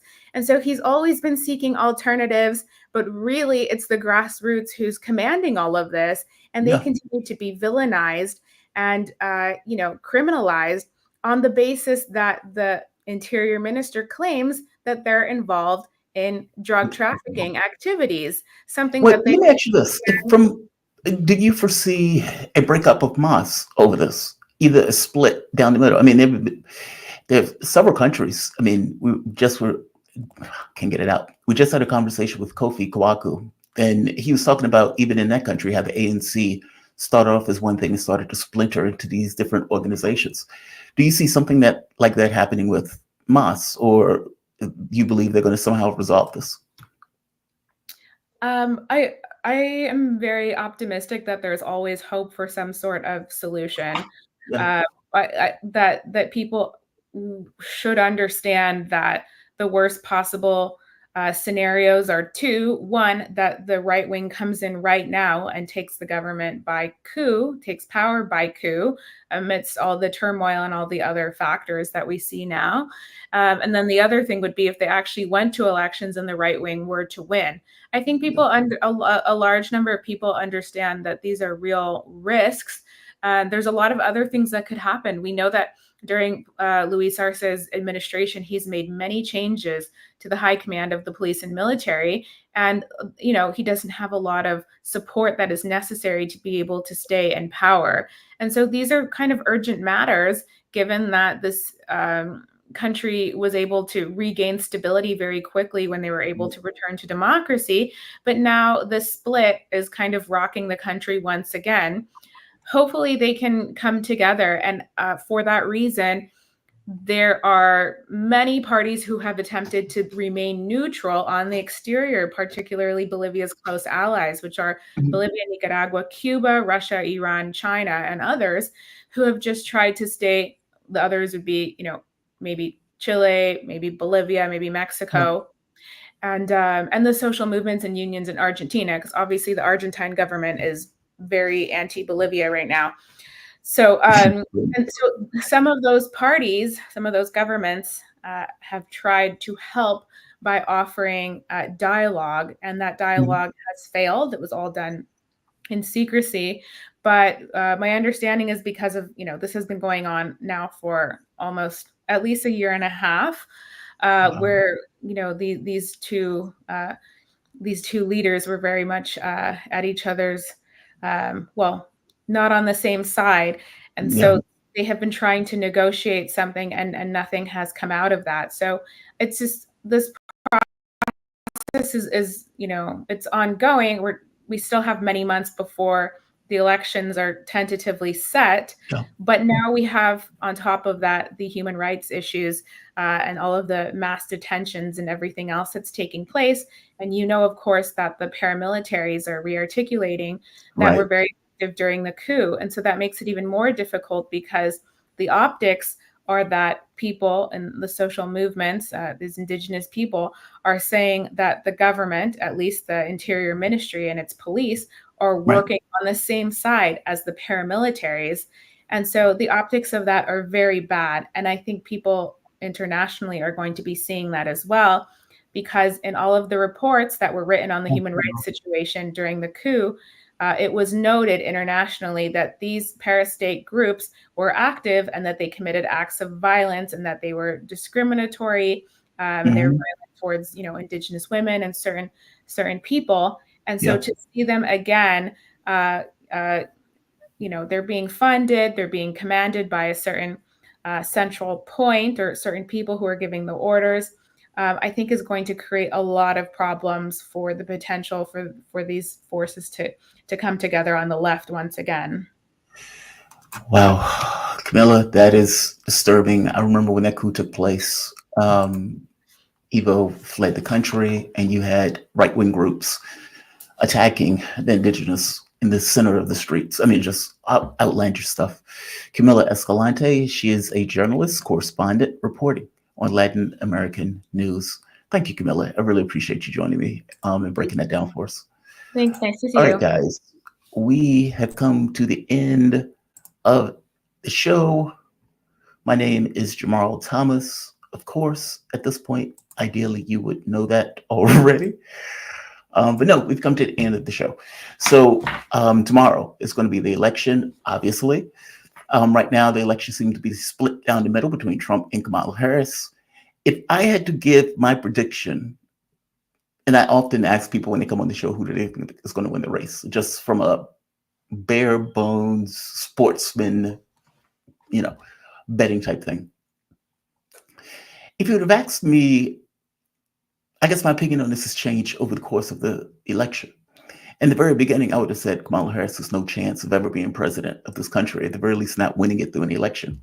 And I would have based that just on the primary and on she's awkward. It's kind of that. It comes across as being disingenuous, whereas Donald Trump is the opposite of that to an excess, whereas she seems to be too scripted. He's not scripted enough. And so you get this kind of weird dynamic in regards to the way that the race is being run. So there's that. And the most recent polling, you had the situation where the men in the race that are flocking to Trump, let's say it's like 53 to 37, something like that. And then Kamala Harris would get the women 54 to 36 in the other direction. So you even got a polarity in regard to that context. I guess the question boils down to who has the momentum going into the final weeks. And I would say if Democrats don't take Pennsylvania, I would imagine they can't win the race. And Pennsylvania is far too close for comfort if you're a Democrat, especially considering this was a state that Democrats used to win all the way through, going back for decades. Honestly, if I had to put my money on it, I would say Trump probably has a better chance of winning it. And I only say that only because, again, my main thesis of the case is that Harris has not been able to distinguish herself from Joe Biden. He's been an albatross, oddly enough, around her throat. And even though Trump is chaotic, even though Trump is a wild card, even though Trump has been completely incoherent, even though he has not seemingly been able to rub two thoughts together on anything, the one thought he did get across pretty strongly was F those immigrants. There's that. But also, I'm going to make America great again. We're going to do something with business. I mean, even the tariff argument is even made in the context of we are going to keep companies from leaving this country. We are going to protect American business, et cetera. Meaning, even that is being spun in a America first way. I imagine on some level people hear that. Now, whether they agree with him, whether they like him, it's almost secondary to the point about whether they think the economy is better under a Trump as opposed to a Harris. And at least in the polling, it seems that the public, it does believe that. Meaning, all things being equal, yes, you want to be the politician to be somebody who you like. They just have the beer summit thing. But it's very possible that the American public will forego somebody who they like or somebody who they believe is competent in lieu of somebody who, at the very least, in their mind, will keep inflation down and work to the best interests of American business, believing that that is somehow an allegory for them on the back end of it. Also, I would imagine the Muslim community is going to be pissed off at Harris, as they should be. People of good conscience is going to be pissed off at Harris, as they should be. This issue divides the left on the Democratic side, so there's that. But beyond that, Joe Biden has just not been a good president. And Harris is stuck with a referendum on Joe Biden. And look, man, you look at Trump, you think to yourself, okay, he didn't want to give up power the last time he was around, childish, temperamental, thin skin. I have questions about his intelligence. All that stuff is true. And yet, they're breaking even. If you're a Democrat, I know you may not necessarily care about that in the moment, because in the moment, the whole point is, I want to win the race. I want to win the race. Fair enough, I get that. But that is indicative of something. Meaning, if you think of all the criminal complaints, if you think of the lawsuits that have been waged against Trump, they're like 90 different indictments. And let's be honest, he is a bit of an ogre, meaning in his manner, temperamental, all of that stuff is true. By the same token, breaking even with that guy. And if you're breaking even with that guy, I understand Joe Biden, because Joe Biden is not necessarily altogether there. And Donald Trump looked like a spring chicken standing beside Joe Biden. Fair enough. But Harris does not have those infirmities. And if she doesn't, then you have to explain to me, why are you guys just breaking even for someone who, if you're right, the way you describe Donald Trump, is the beast that walks. He is the thing that is wrong on everything in our politics. I mean, the way they describe, at the point where you're describing somebody as Hitler and a fascist, you get across a certain context that you're describing the person in. Why are you breaking even with that guy? They're not going to deal with that. They're going to blame Jill Stein. They're going to say blacks were insufficiently loyal. Black men were just misogynistic. White women, I don't know, special place in hell for white women that doesn't support Kamala Harris. Whatever. As opposed to dealing with the very basic point that 50% of the American public doesn't vote. And within the context of that 50%, they're spending their time going after somebody who pulled in 1% of the vote talent, meaning Jill Stein. Why can you only break even with somebody like Trump? It's that part. That's the part that is of interest. And I suspect that is going to be the one part that is going to be completely and assiduously avoided if indeed Kamala Harris loses this race. I could be wrong. We'll see. I'm going to say like, share, subscribe, and just to go through the chats one more time. Small benefit if Kamala loses, at least Count Smirkula. Matt Miller will be gone. Hopefully Matt Miller is gone either way. Kyron Arnold, man, thank you. Much appreciated. And how Jamal, could you get Francisca Albanese even on for 20 minutes? She is phenomenal. I would love to have that woman on. I would love to have her on. I am strongly considering an election night show from 7 on into the night, with the idea of calling the election and everything else and bringing on a panel of guests to discuss it with me. I don't see what the negative would be. Just take a little bit of extra work to plan the show for tomorrow and this, but we'll see. I'll let you know by tomorrow. Look, man, I want to thank all of you for your support. If you guys dig the content, give it a like, share it, subscribe. My objective is to get 40,000 by Christmas. That is my objective. That is my goal. And with your help, we will be able to do that. If I'm not mistaken, I'm at 31,000. I've just ticked over that amount. Let's keep it going. Share it, share it, share it, like it, like it, like it, and hit the notification bell. Definitely, if you want to support the content, even $1 helps. You can do so through PayPal, Patreon, or for that matter, chats. All chats are read, providing they're not racist, bigoted, sexist, etc., etc., etc. That is my spiel. You guys have a phenomenal day. I may see you later on. I tend to pop in every now and then, especially when there's news afoot. And I kind of want to have a conversation about the George Bush thing, where they're using people like George Bush as if he's, the vanguard of the Republican Party, this stalwart of democracy, George Bush. Just utterly astonishing. This was the one that was in Game Change. This was the one that was working with Sarah Palin at the time, Nicole Wallace, I believe her name is. And she's like, George Bush needs to get off the sidelines. George Bush needs to get off the sidelines. And it's like, are you serious right now? So Kamala Harris is running around with Liz Cheney, acting as if Liz Cheney is this great American. Just astonishing. And then Nicole is saying George Bush needs to come off the finish line or off the sideline. And we need to get this warmonger involved in stopping Donald Trump. Okay.